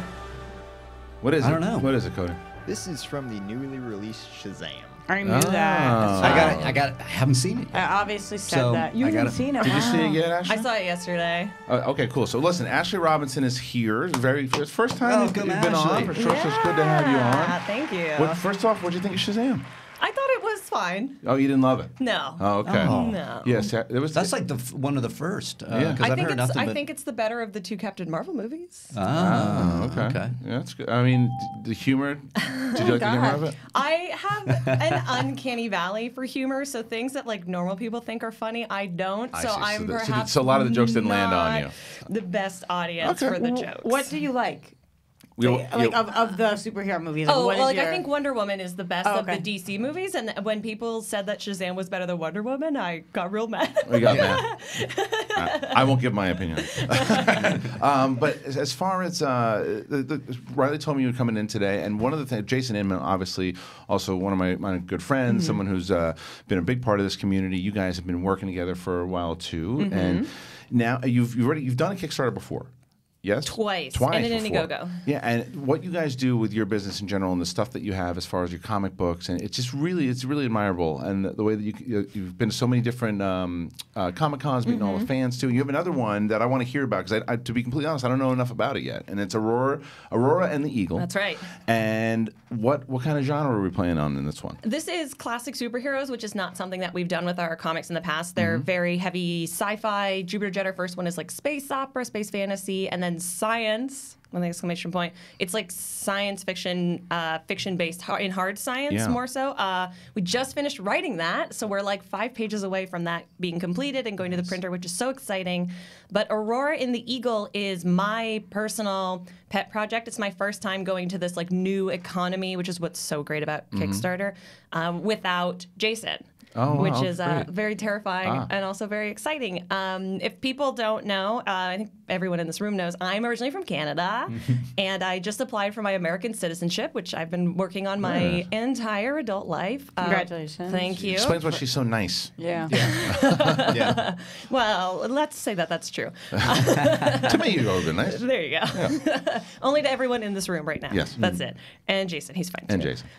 He's all right. Yeah, it's a long and expensive and complicated process. And there's nothing wrong with doing an Indiegogo. There's nothing wrong with doing a fundraiser. But because we have built this economy with our projects on Kickstarter, I wanted to do a creative solution. Yeah. And Aurora and the Eagle is a project that I have wanted to do for a really, really long time. And this was the perfect opportunity to present it. Yeah. It's a world where the Justice League and the UN kind of operate in the same way. So there's a representative from every different country. Every country has their own superhero. And the Canadian superhero dies mysteriously. So, of course, they have to go recruit a little white girl with brown hair because I'm a little white lady with brown hair. And her name is Aurora Borealis, which probably tells you the kind of powers that she has. And kind of the tone of the book, it's very golden agey. Whenever somebody shows up, they're in the superhero pose and their logo design is behind their head and stuff like that. It's very, my artist had to do a lot of typeface design, which I don't know if she thought was going to be the case going into it. Right. And she is presented with the opportunity to come and join the Unity League. That's the name of their team. Okay. And she's recruited by an American vigilante named the Eagle. He's kind of a Batman Daredevil type. He's a real hard ass. It kind of looks like Steven Seagal because my artist Emmanuel Chateauneuf drew him with a long braid, which I think is very funny. That's 1991 Steven Seagal or 2019 Steven Seagal? More 1990, like hot dad Steven Seagal. Okay. That's like, Right. Very different. Very different. And I love that like Wolverine and a younger ex-person character dynamic. So it's like a very it's going to develop into a lot like his relationship with Rogue or Kitty Pryde or Zoobilee, and she has to decide if she's going to move to his base in Washington D.C. and fill her destiny as a superhero. Which I know that's all crazy and people have powers and they're acting like vigilantes, but it very much mirrors my journey coming to the States to live my American dream. So even though it's my most out there story, it's also my most personal in a really strange kind of way. Yeah. So the Kickstarters for the first chapter, so the first 20 pages, we're a little over $1,500 away from our next stretch goal, which is $10,000, which would allow us to produce the whole graphic novels. That's what I'm hoping people here would want to come and see. Well, what? So let them know where. So if they wanted to and they want to hear more about it, they want to do more about it. What do they do? They go to auroraandtheeagle.com because I don't believe in making people Google things, but you can Google it and you can find it. That'll take you right to the Kickstarter campaign, which when the campaign ends, it ends in 3 days. Okay. When it ends, it will become a pre-order page. So people, even if they miss the initial backing process, they won't be able to get the same rewards, but they can still get the story, which would be really great. Or if you follow me anywhere, if you check out With the Throne that I'm on here at Collider, all of the link to that is pinned in all my socials. Yeah. So just to clarify, because you were talking about how this mirrors your story, but are you also saying that this is a creative solution to help you try to afford the process of trying to get your citizenship? So let me physically struggle as I struggle to explain what the American citizenship process is like. I'm assuming it's the same in every country. This is just my experience, and so it's the only country that I can speak to. So when you filed to become a citizen, there's several different steps. It is several thousands of dollars every time because you have to hire a lawyer because it's really, really complicated. So you pay fees to a lawyer and then you pay fees to the government and the immigration people to oversee that. So this step costs more money than I've maybe ever had in my bank account. So my initial goal was to cover the basic production costs and the application costs. So that's what it's all going back toward. And that's why our stretch goal is just to produce the whole story. Like, it's not going to anything fancy. I don't get to get a dishwasher out of that. I literally get to stay in the country with my creative family and my husband. That's all I want out of this Kickstarter. But that's the next question I had, because he is from this country and still you have Oh, to... yeah. It's funny. There's a movie that I've not seen, but it's got Sandra Bullock and Ryan Reynolds in it. Oh, and yeah. What's it?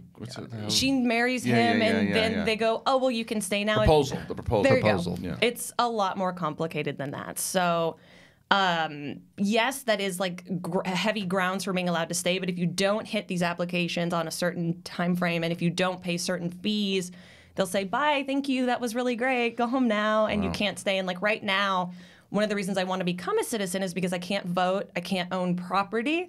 There's like a lot of really weird rules about when you live on a green card or when you live on a work visa. So like I can't pull Social Security, I can't pull unemployment, anything like that. So even though I pay into that with my, because I have to pay taxes, I don't have any access to that until after I become a citizen. And for some of that stuff, until 7 years after you become a citizen. And how long are you expecting this process for you to take for the next thing? You think? This application, it can take anywhere from 12 to 18 months. In the current climate that we're in right now today, it's taking closer to 18 months.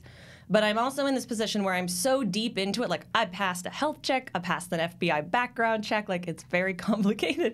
I'm so far into it that the only way that I can get denied is if I commit a crime, or if I don't pay my taxes, or if I don't take this next step in my application. And if I don't, my paperwork expires and I'd have to leave anyway. So I gotta tell you though, I love the creative thought on how to do that. Yeah, thank you. Love the idea of the way to do that too, because it's tough. In general, you guys have been on so much, and you're a pretty beloved personality that you could have just gone, "Hey guys, I need help, and help me," and to which you've been totally fair to do so. But the fact that you're also we see that all the time in the space. We do. Yeah. People say they need help with their rent, or they need help with whatever. It happens a lot. It happens a lot. Their Venmo name or whatever it is. Because let's call it what it is. This space doesn't necessarily pay. I'm living in a mansion, Harloff. What are you talking about? But it's funny because people think because you live in LA and you work in this sphere, like people think we have a lot of, which is great. Please keep thinking that. But also take pity on me. It's funny you say that, because going back into the same thing like Patreon, right? People don't understand. Like I saw,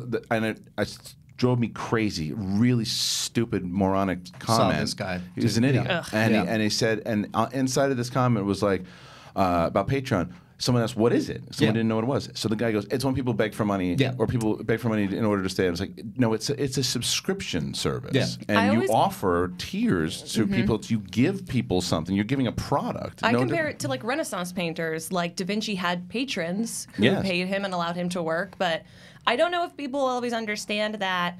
There are a lot of complicated costs, and they're very high, that come with either just working and living as a freelancer. Like some people use their Patreon literally to pay their rent because that's what they have to. That's me. Well, yeah, me too.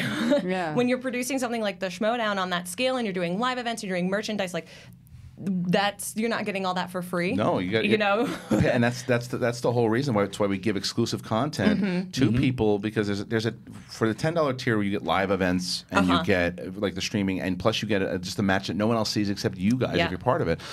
That's stuff that we want to make it's a way for us to make our own Netflix, to make our own thing, because it's our subscription. You can't get the kind of money that Netflix has and say, "Oh yeah, we're just going to start a streaming service today." So our streaming service basically run out of YouTube anyway, but it's because it's part of Patreon that it's this subscription service. You give the fans more interaction with you, and what you've done here is so smart, and you guys are very creative. Go and support them, guys. Once again, it's Aurora and the Eagle. Go and check that out, because that's awesome. And plus the fact that it's not, it's going to be good, because they are very, very creative people. So go and check that out.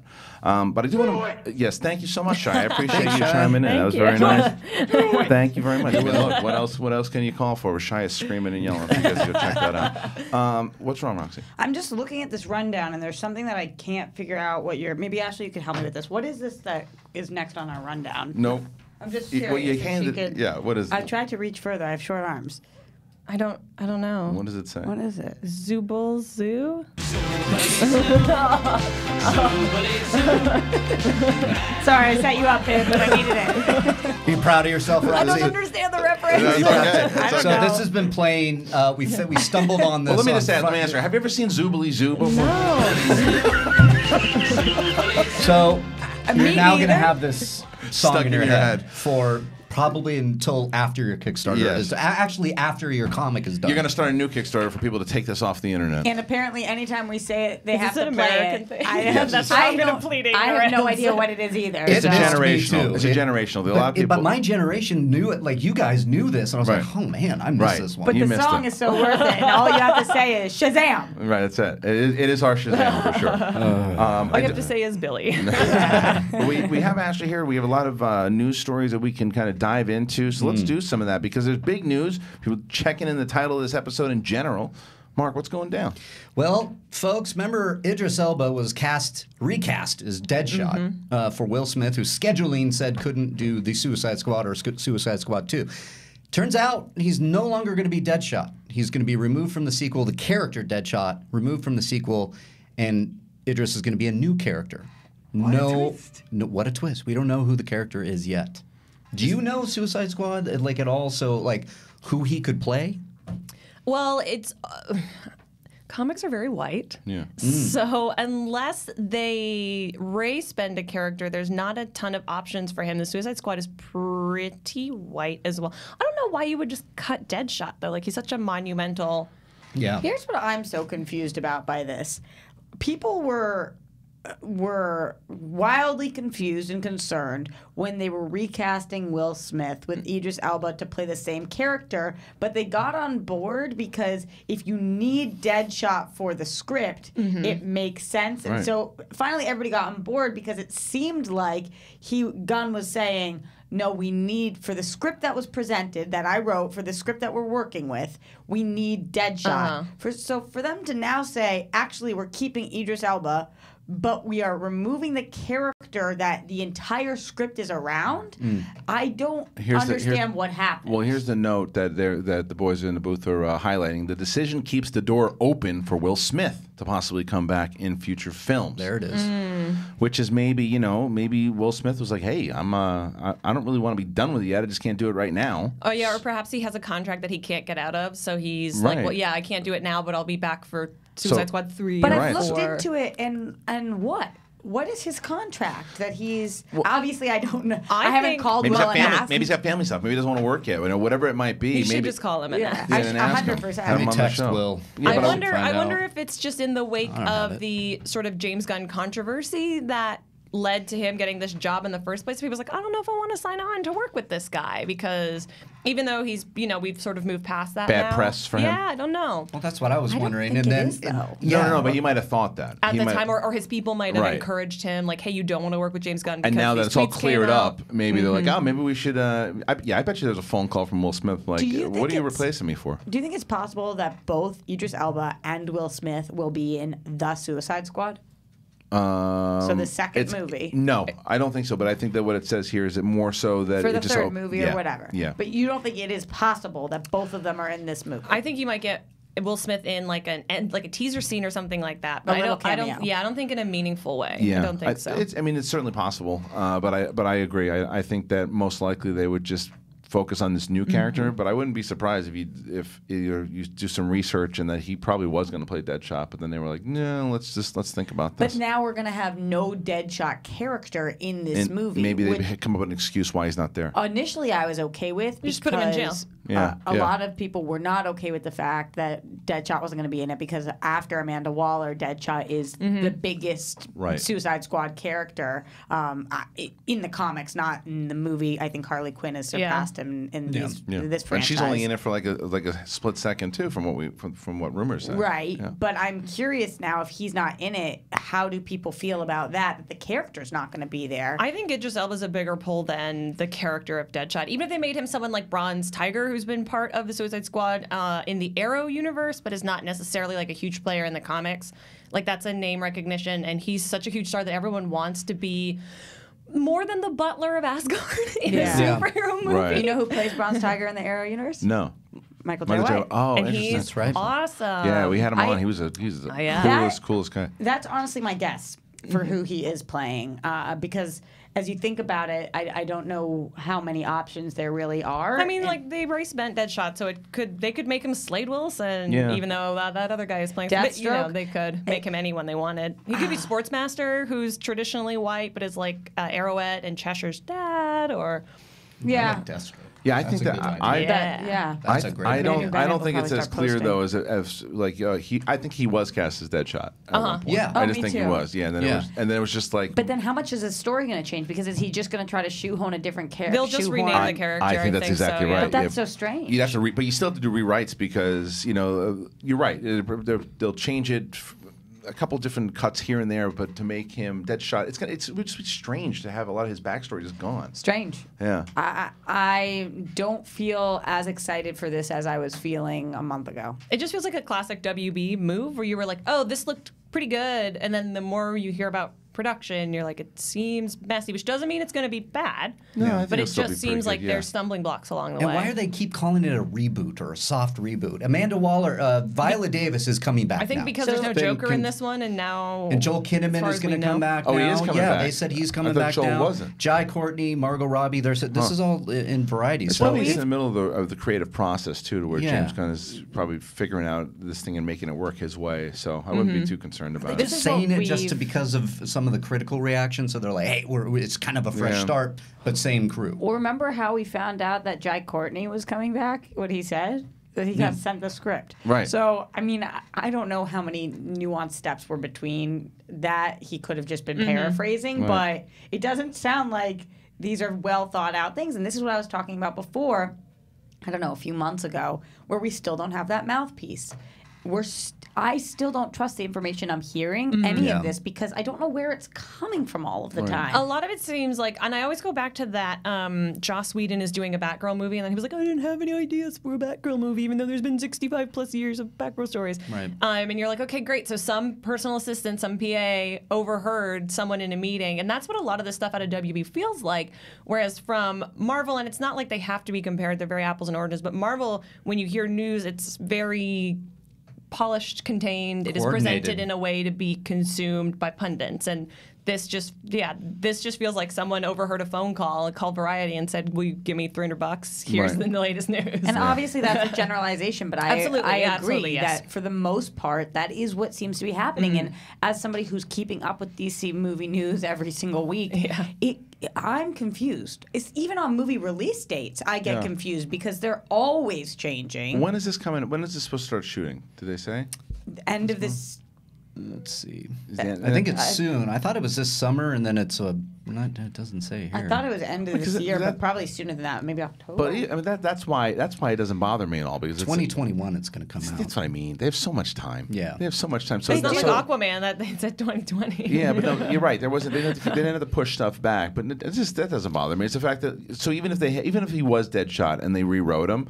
James Gunn is a solid enough writer to where he's going to be able to have more than enough time completely to fix Kristian, it. and I'm not saying this is cause for concern. Yeah. I'm just saying that every time one of these things happens, I get a little less excited. Every time that we get, like for the Flash movie, at this point, it's like, what?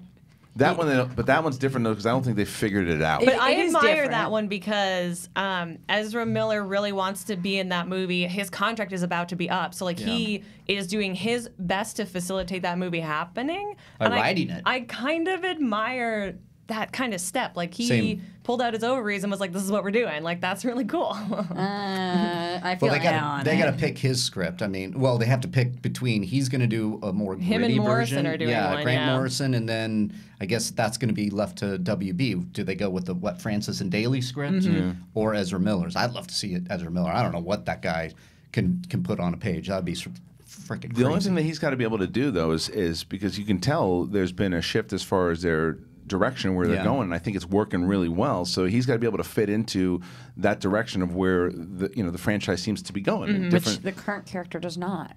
That's what doesn't. That's my concern with his script is that I agree with you that I think it's cool that he can say, I'm going to try this, and they're giving him a shot to try it. But it's a big mountain to climb. So, all right, let's move on. What else do we got going on in the world of movie news? Well, let's see here. Let me get back to my outline. I was looking at the variety. Right. Sorry. So we have more Eternal casting. It's Kumail Nanjiani is in talks to be in the Eternals. Okay. With What do we got Angelina so far? Jolie. There's a ton that broke last Angelina week. Jolie, and now Kumail is going to be on. Okay. Well, then we get some. What was the big casting news? It was the what was it? The Black Widow movie. That's what it was. All the casting came from Black Widow last week. Yeah, David Harbour and yeah. Okay, so this movie, what do we? I don't know enough about it. What should I expect from this film? Eternals? Do you know Eternals? I don't know. The Eternals much. are kind of like, you know the Fourth World in DC. They're kind of like that. They operate. The Eternals are what like Nowhere is. They're sort of. Oh, okay. They're like the Celestials, but not quite the Celestials, and sometimes they're at war with each other. So it should be something like Guardians of the Galaxy done to the nth degree, but with kind of the tone a little more like a Thor tone, because there is that history. But I don't know. Like, this is the one where they could really, the way Guardians did, they could really build something special and unique outside of the rest of the MCU here. Does it excite you?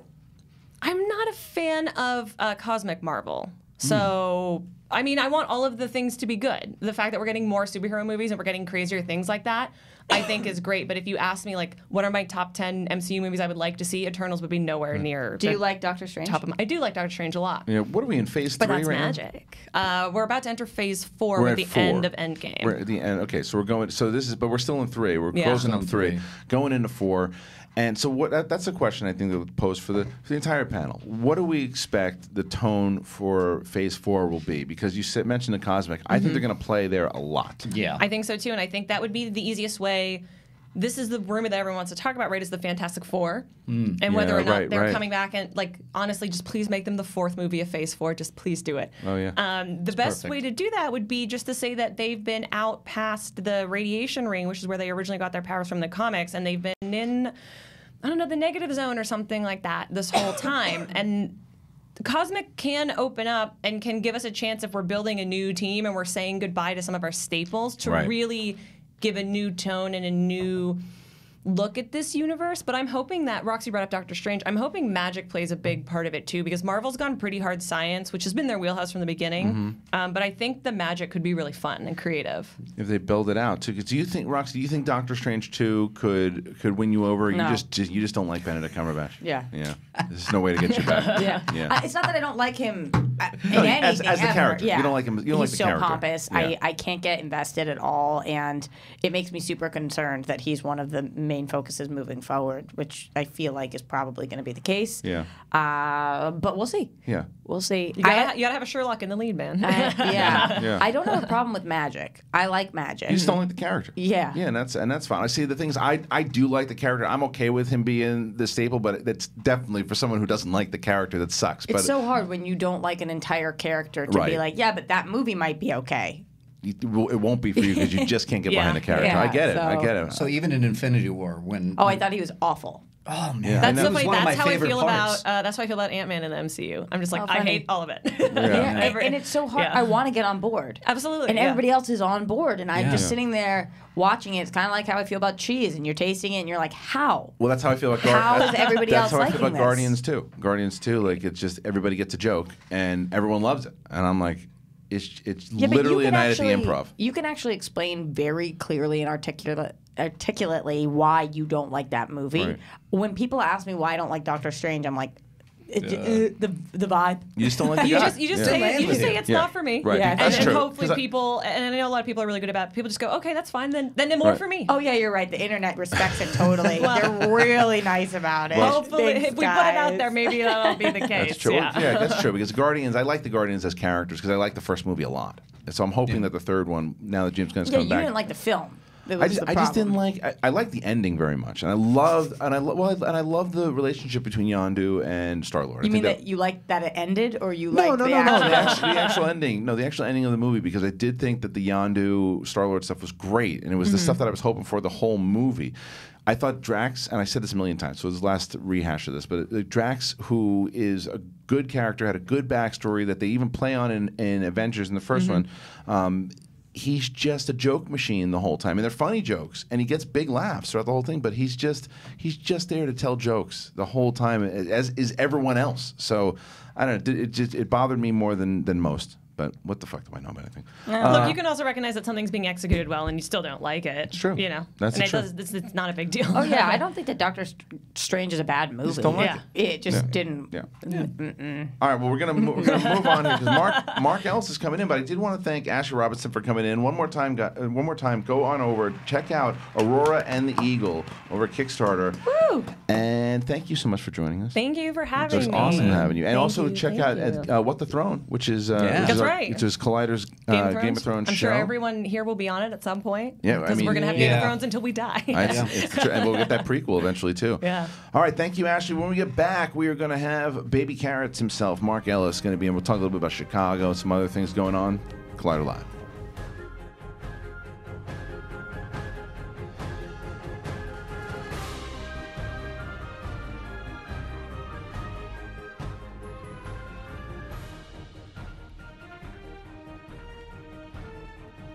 Hello there. No, it's not late to the party. That's actually from Obi-Wan Kenobi. You didn't know that? Well, you should, and now you do.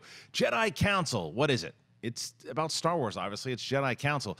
Every week, the latest and greatest in Star Wars movie news. Myself and Ken Knapsack, that's right, the pit boss himself. We have a guest on, and we talk about everything happening in the world of Star Wars. If it's the movie news, the TV news, canon news, comic books, games, and then we take questions from you guys on Facebook and Twitter. It's a lot of fun. We've been doing it for a couple of years now. I'm still excited talking about it. The fan base is coming together again. I believe it is. I think it is. I hope it is. And we're talking Star Wars, so we like you. That's right. All of you. If you're not a fan of Star Wars, come on over and join us every Thursday for Collider Jedi Council here on Collider Video. And we have an Apple Podcast feed or Podcast One, wherever you want to go if you listen to podcasts.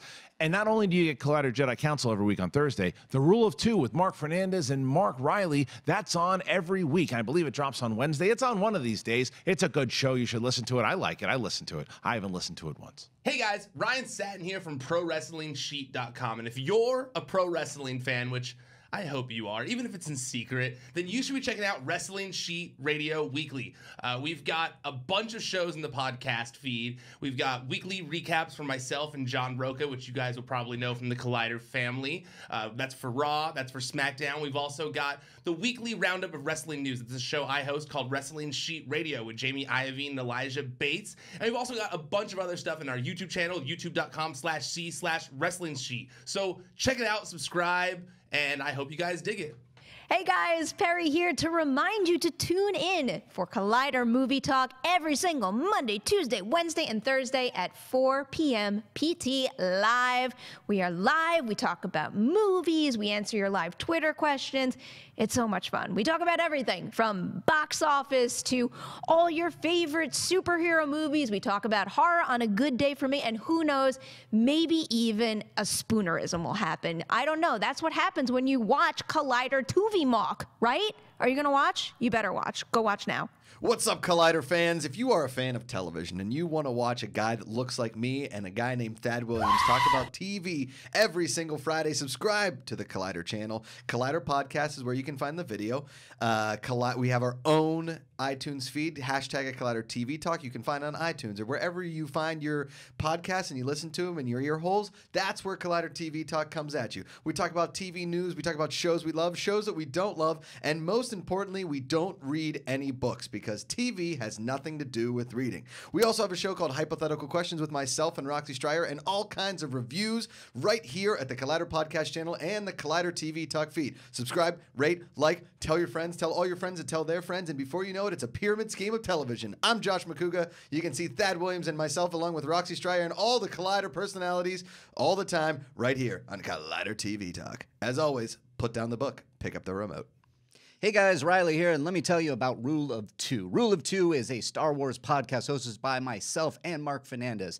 It drops on the Jedi Council podcast feed every Tuesday. You like Star Wars? Good. I like Star Wars. And you know what we do? We talk Star Wars. And not only talking Star Wars, we celebrate Star Wars. We gave the Golden Lightsabers the best in Star Wars, best picture, best opening theme, best crawl, and all that good stuff. We celebrate the games of Star Wars. We do everything in the Star Wars universe with a lot of debate and a lot of discussion thrown in the middle. So make sure you check out Rule of Two every Tuesday on the Collider Jedi Council podcast feed, on iTunes, and later on Collider Video. That's Rule of Two with Reilly and Mark Fernandez every Tuesday. And may the Force be with you.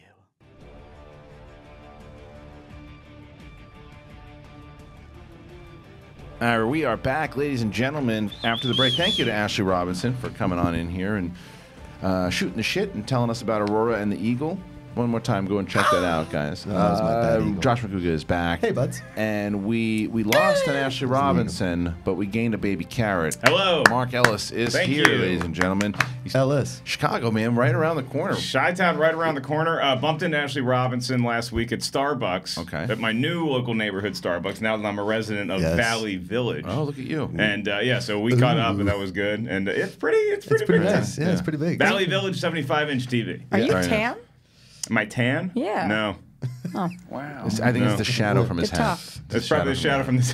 It's Do I the look shadow. tan? Yeah. It's probably because like I very rarely wear white. Maybe that's it. And it's like, so if there's something that's on my skin that's actually lighter than my pale, you know, It Irish, highlights. Scottish. It highlights. Do you your see what I'm saying? His Yeah. face looks tan. Yeah, well, it's his the arms shadow. look tan. It's the Yeah, shadow. it's probably the Yeah. I haven't true. done anything special. Yeah.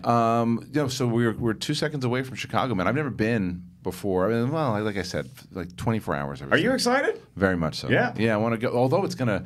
quick. The weather stinks. It's going to be real bad. The weather stinks. It's going to be like, I mean, cold-wise, like 40, 50. We can deal with that from Fine. where we are. But as Oh, are you serious? I haven't looked. It's about, but it's going to rain twice. Yeah. I don't have a jacket. Yeah, you get one. Yeah. 40 to 50. See, now if I hadn't told you about this, you would have gone. You wouldn't have checked, would you? Probably not. Yeah. No, because here's the deal. I'm going to wear what I'm going to wear. That's it. All right, done deal. Doesn't I mean, matter. listen, the Masters wet- is going to be you know, on. As wet long as I head. can get from someplace to someplace to watch the Masters and then get from someplace to someplace to watch to do our shows, Then you'll I'm be fine. fine. Yeah. I've been to Chicago enough to know if I can get some pizza and whatever. I was going to go to a Cubs game, but if it's going to be cold and rainy, I don't need that. Right. When yeah. when do you want to go? I can tell you the 2 we were days. going to go. What day? A bunch of us are going to Thursday? try to go Saturday. Saturday's going to rain. Saturday's going to rain. That's rough because Wrigley Field. Bring up the weather, Alex, if you We must. looked it up. Wrigley Field is only like 7 minutes away from the Athenaeum. Yeah. And so I'm like, oh yeah, I can go. And the game starts at like 1:20 as first pitch, so we could go, Couple hang on the innings. bleachers, have a couple Oh, beers. Saturday actually says 48. But what part of Chicago? It is just randomly Chicago, right? Yeah. What part of It's like Does it matter? the Athenaeum / Wrigley is like 30, 35 minutes north of Actually, downtown. Saturday's not Saturday's bad. not It's bad. actually Saturday's sunny. 48. You guys are Yeah. clear that you're gonna have to come get me and bring me to wherever if you physically want me. We somewhere, have right? Uber that out. plans. Okay. Brian Perez Beardo is going to be your Uber driver for Yeah. the I'm weekend. fine with that. Another great Wanger short What a in the crew. can. But listen to this crew that we're going to have there, too. 'Cause there's going to be stories that come out of this thing. You know there is. Going to Chicago? Oh, yeah. Because we already talked about Jay Washington. The Wangers will be there. Vocabla will be there. Cody will be there. Just talk to whole Dorian. live crew. Dorian's going to be there. Alex, Dorian's on site. Alex will be there. Dorena's gonna be there. Dorena's Kevin's gonna gonna be there. Yeah, Finstock, Reilly, Bateman, Snyder, and And Draco. Draco, yeah. Star Wars Explained. It's going to be it's going to be a pretty fun time. It's Ash gonna be fun. Crossan Ken and Daniel Knapsack. Kennedy I going to said be there. Ken. Yeah. Yeah, Ken Knapsack. I said Calling. You did say Ken. Okay. I said Ken. All right. I heard you. Take it easy. Take it easy. I want Ken It's to the know law, that I said Kristian. Ken. You gotta say It it is later. the law, It is the law. Christian. I apologize. I don't know Ken- all of the laws. I will say, Ken and I, not to flip this, but Ken and I released our first Album? No, Oh. it's a company sponsored It's like us a to do 70s it. singer-songwriter. It is. here on the side. Acoustic yacht rock. You know, from the release an album, it's going to be yacht rock. Are and it's you, going to be a lot of making a McDonald's. joke right now? Or are you being serious? No, about Ken and I something? released a new podcast today. It's What's it we were called? sponsored. It's called "Is That a Murder?" Oh. It's a true crime podcast. Is it the truth? It's true. It's about the disappearance of Mackenzie and Anthony Vanguard in Erie, Pennsylvania, Truffle pumpers? in 2006. This is a real And show, It's by a the way. real Look show. at it. Yeah, Is That a Murder? But it's And, from the afternoons. So the afternoons and Stolen Wireless Media is a new company that's sponsoring us. Okay, but it's an episode of the afternoons. No. Oh, It's a new not. podcast. It's 8 8-episode limited series called Is That a Murder? That's awesome. It's under the banner of the afternoon, but it's about a murder that took place, a possible murder, I guess. We're going to find out if it actually qualifies as a murder. Correct. I'll tell you why I like this, because you obviously have seen so many of these things before where you're gonna be dive deep. This is a no-brainer for you. But Ken doing one of these shows because of his experience with all this stuff, because Ken will just throw out something random. Any crime that's ever happened, Ken can have a story about it that's happened to him at one point in his life. I remember that one time that someone stole the sneakers off an old lady. Yeah. Are you doing once a week? It's once a week for 8 straight weeks. Yeah. Wow. Yeah. So that's going to be an What a interesting. twist. Yeah, that'll be a fun show. When is it? I'm sorry. When is it? It's the first episode launched today. Oh, good. Well, there you go. This You true can check it crime out. phenomenon, man. Yeah, It's Reilly engaging. It's loves it. scary, though, too, because it's like we don't care about fictional crime anymore. It's like you watch a movie now and you're like, oh, it didn't really happen. I don't care. Totally. I want to know that the person actually suffered and died and got buried. That's entertainment dark to me. place. I was happy with people getting killed like it just pretend. But Yeah. people don't like pretend death anymore. You need to see at the beginning of the movie, at least for me now, is like based on true events or based on a true story. I want to Otherwise, see yeah, that right. if the murder, right? If it's not, I'm like, it's just Dennis Quaid and a guys are family. sick in the head. Everything's based on episode 9. Going to come on a long time ago in a galaxy far, far away, based on true events. My Kristen, favorite. What is this? I don't know. I can't. Excuse me. I can't read this. Don't you dare. He's known Don't him. you dare. He's Don't- known him for don't longer. you dare. He Don't needs you to dare. read his handwriting. I don't know what it is. Mark, don't do it. What does that don't say? you read what's on that note. What does it Mark? say? It says Mark, as a friend. Okay, look. Wait, I can't read it. As a friend to me, I don't know what it says. I feel like this I'm is going to fake. shove that coffee in your face. That I have to read this tea. simply because Roxy and You I wanna had talk about it? Roxy and I had a brief bonding experience over the weekend. Oh, okay. We had a brief text I wouldn't exchange. call it brief. Yeah. It was very important involved. to me. Brief but intense. Yeah, Okay. brief What but was it intense. about? Well, What was the texting about? I'll give you the story Right. after this. Yes. Zoobilee Zoo. I just listened to songs. The video comes up now. Oh, I couldn't read it. Thank you. I appreciate it. That's what you're trying to tell me, Christian. I get it There now. was This is the new thing. This is the thing. But you remember? So this is the way we usually do it. The new thing You is ever somebody lay play it. awake at night and just wonder, am I making my audience dumber? Yeah. Well, listen. Yes. 5 days a week of this shit. This I'll tell you how though. But this came out. This came up out of nowhere. This came up out of nowhere. good. But the question I have for you though is because this is I how remember the show. That was the question. Yeah. Because it comes. It's this phenomenon. You either no one remembers it at all, doesn't know what the hell it is, or oh yeah, I remember it well. You remember it well. I don't remember it well. I remember my brother and I. When we were a little bit past the age of caring about that Right. show. We would just be watching TV and we'd be like Mystery Science Theatering it. So I don't know. I was maybe like 12 and he was 10. And Right. we found this thing come on and we were dying like to the point where it's like you're worried about being able to breathe and get enough oxygen. I We remember were it too. on the floor laughing at this thing, and it reminds me of something that's a little bit more of an inside joke for you and me. Did you ever hear of Takahini Tommy? Yeah. Well, Tommy. From the Comedy Store. Yeah. Yeah. So Dennis and O'Neill uncovered this kids show pilot that he had done, and it's online, and it reminded me of this. I gotta watch it. Is it a good clip video? Because it's hysterical. Can you guys? I So know Tommy- that this is my Tommy- bit, but Yeah. I'm confused. No, it's okay. That's a fair one because Yes. we literally I'll give just you kind of that went one. and you're warranted you're right, for it. you're right. You're absolutely right. But so there was this manager at the Comedy Store and his name was Tommy. And when Mark and I first started hanging out, that was our common bond. There was everybody knew Tommy. Well, you got okay. 5 minutes. Okay, that's all you Gotta got. work on your beat. Don't do it. Go think about what you're doing. And so we would do that over and over again to where it would just be our inside joke to where it was really the Comedy Store's inside joke, but I brought it home. And my wife's like, stop it. Yeah. Stop it. Wow. It was always, wow. Ingram, Rick Ingram, He was and Ingram, the best. Freddie Lockhart have probably the two best Tommies, and then everybody else would do a Tommy impression that was stealing some part of Rick, which was us, or wow. Freddie's, yeah. Like- And then Tommy's no longer there, but he became the talent coordinator. He was actually very close with Mitzi. I think he did a lot of good for Mitzi, and he certainly, helped a lot of us comics that were coming up at the time to get. It was there were frustrating things about his tenure for sure. So a lot of And he people, was when in- he he was was in no power longer for a there, long time, too. were happy about it. But, you know, for me, it's like, you know, I don't really keep in touch with him anymore. But I left a message on his phone a couple times just to call, just to check in. But, yeah, he, you know, he's people come and go in your life. And he's definitely he's one of the integral parts of my early Comedy Store But days. he did a kid. We know this guy. Him doing a kid show is. So you he looks never like would have Tom Petty. expected that. No, it looks No, like he Tom, does look like Tom Petty. Like you're saying as a kid he did a show, or he hosted As a an adult children. new to Los Angeles, because he was a performer, he was in a rock band. How And do you so find it? What do you look up? I honestly don't know. Damn it!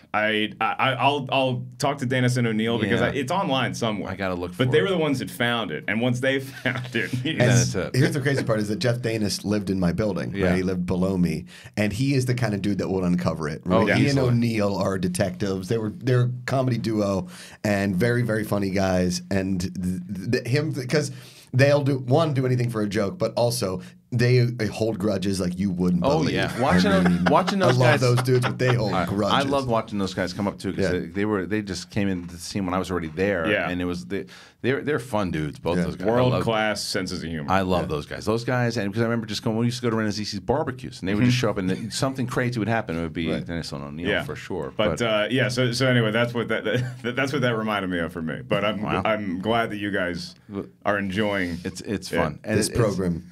This program. And well, we do. Well, Mark, I'm going to give you a quiz. Yeah. Where do you think it was filmed? Where do you think that ZZ was filmed? If you were to guess, Double Z. You got one location. Can I give a hint? No. One location. I'm not going to do this because this person's in the room. I'm Yeah. going to do this because I know that a fair amount of kid shows did come out of Pittsburgh, PA. And you would be correct, sir. Really? Yes. Because Mr. Rogers was filmed near there. Yeah, that's where they and shot then it. there's something else that was filmed near there. And Michael Keaton, I think, wasn't Michael Keaton like an intern at Mr. Rogers? He appeared on a couple Mr. Rogers episodes Did he really? early on. Yeah. Oh wow, I didn't know that. I've not seen the documentary. Still new. Still No haven't. way. You'll love it. Positive energy. So anyway, the reason why Roxy and I were texting this weekend is because two luminaries were at the Comedy Store on Saturday. One is our boy. Yeah. We'll tell. Well, that's a story. Yeah, And and then save that for the second But one. then, so I get up there and I did a bunch of sets that night. And so the first set I did, somebody came up to me right before and they're like, "Hey, dude, Julian Edelman is in the main room." Julian Edelman was at the Comedy Store. Okay. And so my immediate reaction is like three of us. And I'm like, "Let's go look at him." Yeah. So we just like he's an animal at. And so we walk up at like a place where they harbor animals. And we walk, and it's like there's Julian Edelman. And my first thought was like, he shaved his beard. And then we walk away. We don't want him to notice us. And then I go on stage in front of Julian Edelman, and I get to meet him, but just laughed. Totally ate it. No, it was great. He laughed at Mark. Oh, you went. No, I couldn't get there in time. Word I on was the still street is flying he back. laughed. When I got your text, I was still mid-flight, and I was legitimately, my thought process was like, how? How fast do can we I? get there? Yeah. What Right. do I? If I Uber straight there with my That's awesome. luggage, can I tell Mark that I'm outside? Can we figure this out? No, that was cool, but not as But cool then as guest number one. No, it's way cooler. Guess Unless number one is Bruce Springsteen. No, we've talked about it on the Schmo show. I still think the funniest thing in the world is that there literally is a critic that exists that has narcolepsy. And like falls asleep during the screenings. A movie critic. You know who it is, and you're just not saying the name. Yeah, you mean? I don't want to call it. So it's not like a known thing. This is something Rebecca you've M. noticed. Ford. It's not Rebecca Ford, but it is somebody who he comes in at the end of the night will be like, what I miss. It's very funny. He's a comic too, and Yeah. so occasionally I see him at the Comedy Store, and so I caught up with him afterwards, and I was talking to him like, and I was like, it should be a one-man show because we started talking. I'm like, this needs to be because I think he's probably talked about it in stand-up, and I'm like, this is more like a one-man show. Ever. Kind of thing, we were on this podcast a long time ago. Yeah. Maybe we'll be again. Does he fall asleep during your sets? That's what I asked last night. I didn't hear How do you know? snoring, so because he was in a different room than Edelman. He was in the OR, and Edelman was in the main room. And you were in the main room. I was in a bunch of rooms. Yeah, You were in all the rooms. Just banging All the sets rooms. out, banging out sets. Getting ready for that hour. Getting ready. Running- Yes. Well, running that special. Let's talk about that. We got Friday night. Two Friday shows. night. So we know who's on the lineup now for sure. Yeah, so it's going to be Give me the Josh and lineup. Ken hosting Both shows. both shows. Great. Then Jay Washington is going to come up and do a quick set. This is for show number one, or again both shows. Both shows. So Friday at 8 o'clock. Friday at 7. 7 o'clock, and then 10. 30. Look at me. I'm close. Do them one more time. 7 and 10:30. 7 p.m. Shit. 10:30. Yeah, like a couple months ago when we first announced the Chicago shows, it was 10, and then because of the production schedule, we moved back to 10:30. So 7 to 10:30. So but the meet and greet is in between. So the meet and greet for both shows, hence the extra half an hour, is in between. Does that F you up when you're doing a set and then you have to get out of that and then you have to do the set again? No, no. I mean, comics are used to it because when you go on the road, you're more than likely doing 2, sometimes 3 shows a night with something in between like hour. that. Yeah, I mean, you know, you got to part of the game. Want to meet people, take pictures. The fans are the reason why I get to do it. So, right. I like doing that kind of stuff. And then the weird thing about it is that the meet and greet is for both shows, and so like you entertain the 7 o'clock audience, and then you do the pictures with them, but then you also have the VIPs from the 10:30 coming in before the show. Right. So that's a little weird, is to hobnob with the audience members before you perform in front of them. Right. Well, that kind of warms them up, though, no? A little bit. TJ, hopefully. What we got to do. Yeah, that's I hope that guy that didn't want my picture in Arizona comes and just denies me a picture. Hey, you want a picture? No, I got one with Mark. See ya.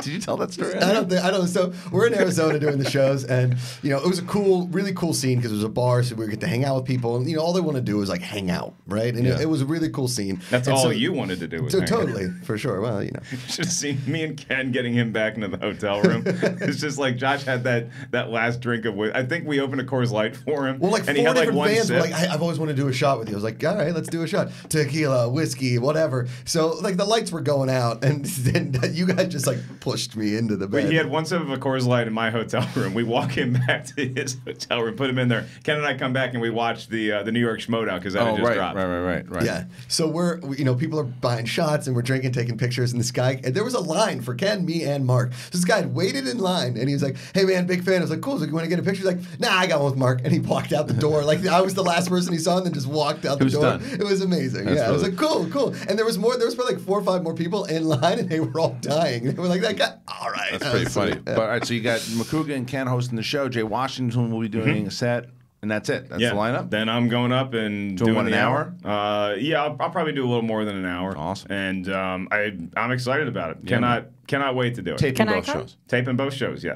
Yes, you may come. What are you going to do? Are you going to cut together pieces of the 1 and 2, or just see which one's the better set? I don't know. You just I don't want to think too hard about wait till it's done. I want to do what I do. Yeah. This isn't going to be anything different than how I would usually approach a stand-up set, because it can't be. There's going to be a lot of cameras and there's going to be makeup and shit like that, but you just, as far as my mentality goes, I've been playing this game for a long time, so I don't really want to change my swing too much. But you're going to be thinking about it afterwards, obviously, because then it becomes like you're putting together this special. So what's the deal for what do you want to do? The plans for the special afterwards? The goal for it, first of all, I mean, the goal would be like you do one show, and then maybe if I do some bonus stuff in another show, then you can kind of cobble that together somewhere. But I had an interesting thing happen is that I take about 6 to 8 minutes of what I was going to do out because I have to do a set on TV next week. Oh, because you want to be cleaner? So it's just got to be different. Like I can't do that and then release a special with the same material on both. All right. So I found a good chunk to take TV? out. Not yet. But it's going to be fun. That's good. So that, and then as far as this goes, there's a couple different outlets that I've had good conversations with. That's awesome. And I might just want to do it myself. The question really, though, is are you going to bring 2 of the same shirts because you're going to sweat through one in the first hour? Yep. Oh, yeah. Okay. Oh, yeah. Good. Oh, yeah. And it's gonna be, and how long do you guys do? Ken and I are just doing 10 up top. 10 up top on both shows. That's going to be fun. Yeah, it's going to be a blast. Sold out on both? Sold out on both, yeah. Look at that. Yeah, Sold out on both. And so what I have is, like what they told me is that I have some standing room / and then I can do some green room bad. It sounds like there's a lot of people Coming to the green room. a lot of us that want to go. So it's just going to be I'll be honest. Like Roxy definitely gets to go because the thing is now we have the Julian Edelman bond. But and I'd like to go to y'all's wedding if I could.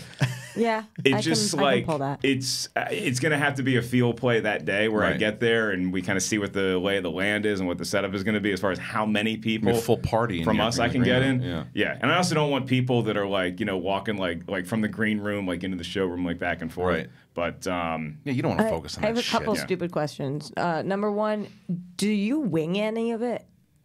Actually, yeah. Because it's you got to feel like, the vibe. Yeah, yeah, you got to feel the rhythm of the room of the night. So, but I mean, because you've got more bits than are an hour's worth. So sometimes are you doing something and then you were planning on doing one bit and then you read the room and you're like, no, I've got to call an audible and do a different bit. I think I have a pretty good game plan, but having said that, I have no idea how I'm opening, because you don't know until you get up there. And then there's like a 10 to 15-minute chunk somewhere in probably going to go in the middle that I've never done on stage before. Yeah, it's also you might see someone in the on purpose. Yeah, because like this audience is it's a special kind of audience, and so I have something in my I have an idea of what I'm going to do, but I haven't done it on stage yet. Are you so going to try some of it? time. Oh, it will be the first time because of where you're going to be. Honestly. Yeah, right. I know where you're going. I'm going to be doing a bunch of sets in Chicago, like leading up, like Wednesday and Thursday. So if you're at a comedy club in Chicago, you might see me pop right, there. but both hours sold out, and then so then with Saturday night, right after that, then we got the big one. 915 people so far are going to be at this thing, man. It's going to be crazy. It's going to be awesome. Biggest crowd that we've had so far. It is the biggest, right? Oh yeah, it's probably crazy. LA was 550. LA was at the free for all. At the free for all at the Globe. Yeah. This is that was the biggest thus far. That was the biggest. This is 915 so far, and there's still tickets left. I was like confused 30 by a tickets. poll you put out. Yeah. You said one show or two shows, but there was no show option. Because there's somebody. What are you trying to figure out? Because there's somebody in Alabama. We're going. Also, are you going 100%? I thought you were trying to figure out whether to go to New York. No. Or We're going to go back to New York in August. The question was whether or not we were going to, because we sold out in 2 days the first time, and it's like, and so at this 375 seat theater. So the question then would be, if we did two of them, if we did one at 7, similar to what you're doing. We did one at 6, and then we did one at 9. It would be funny if we did two shows and it was the same show. So it's like the first one is like the actual show, and then the second one is we just replay every trivia question. That's right. Okay, Roka, remember you got to act upset because you did that on the first show. That's right.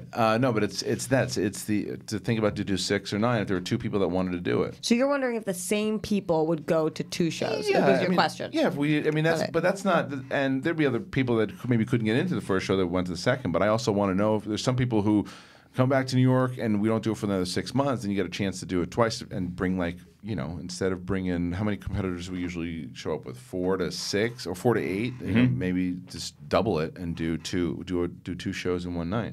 Would you rather do more intimate shows, like not the 500's not intimate, but 2 500 shows, or 1 1,000 show? Or are you seeing if you could do 2 1,000 shows? Well, no. New York is only 375. It would be 2. It would be 2. We'd still be at the Intermedium, same theater. I like that theater a lot, and I want to do the Intermedium again. That's a good question, though. Yeah. Like just as an entertainer, would you rather do 2 shows in front of 500?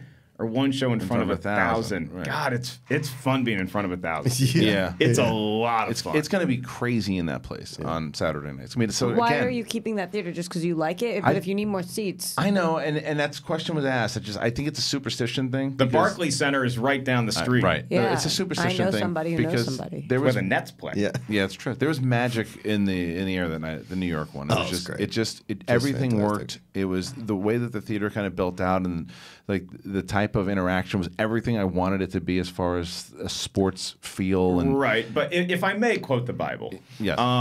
It was either Peter or one of the other ones that said this. Is it like the church? Like you build a church, and then the church could go. It ain't the brick and the mortar of the church. No, it's the people, I know. Christian. It's the people. They would have showed up outside. We could have street performed that for 375 people, and it would have had the same energy. We could have gotten Paul or one of the. Yeah. I think New York could have gotten Peter easily built the 800 churches. to 1,000 people in there for sure. Just so you know. So to answer your question, I think that if I knew, it just as it grows, if I knew 1,000-seat theater could pack up every single time, that's all I would do. I would do 1 show for 1,000-seat theater. But I think that if you're going to do 2 400s, you probably could fit, unless you're thinking most people are going twice. I think some people will, but the other reason why I would do that, because I can also get more matches in, and because I think that because the reason I would do that is because it would fall right during the singles tournament, and there's 16 matches this year in the singles tournament.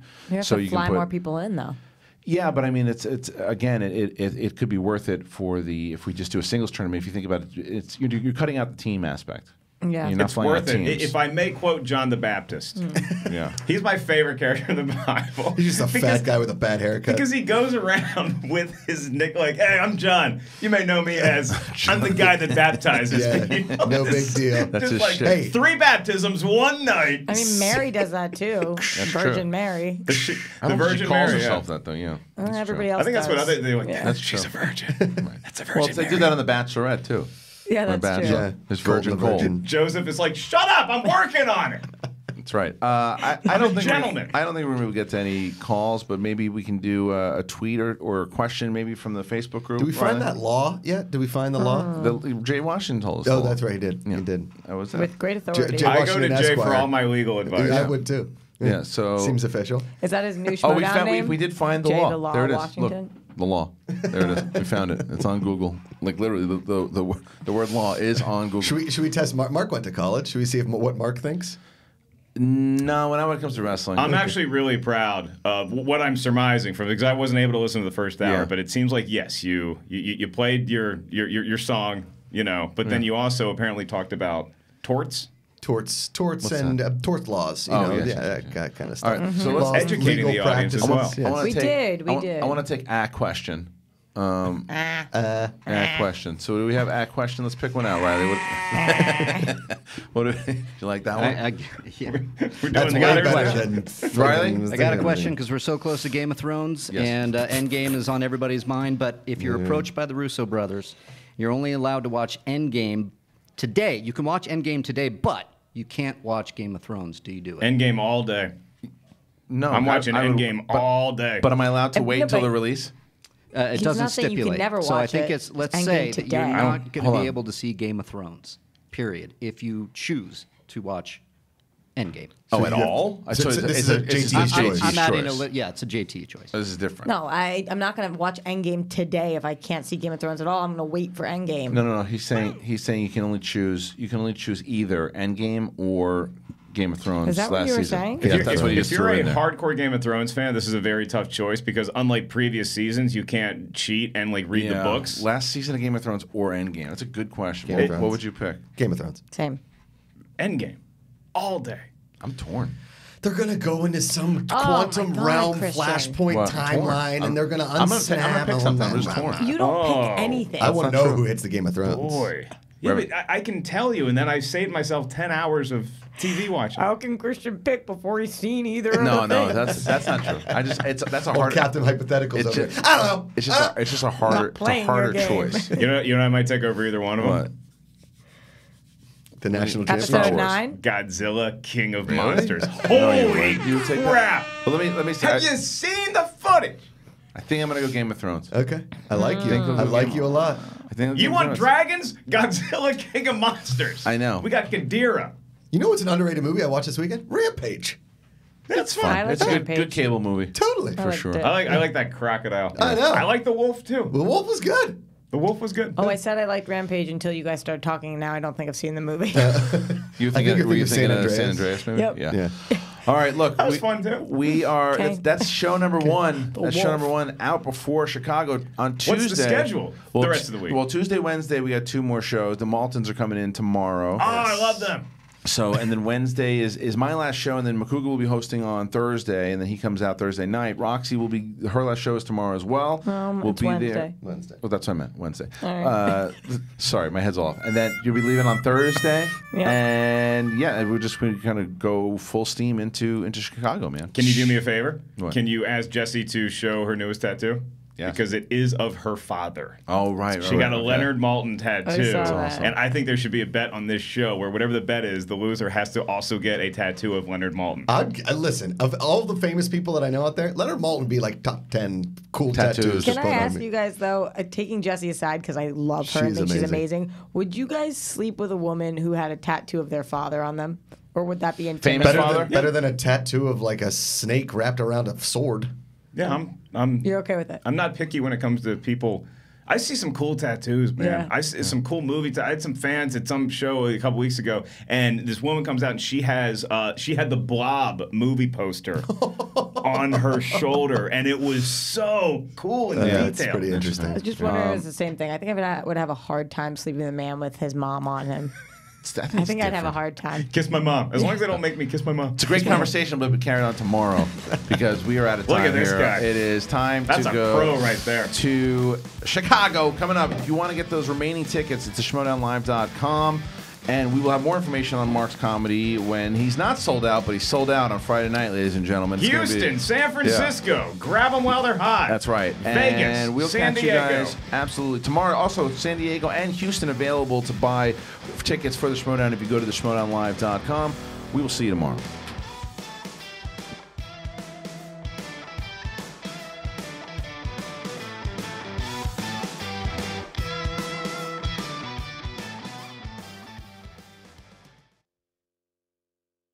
And I want your ass, and I want it now.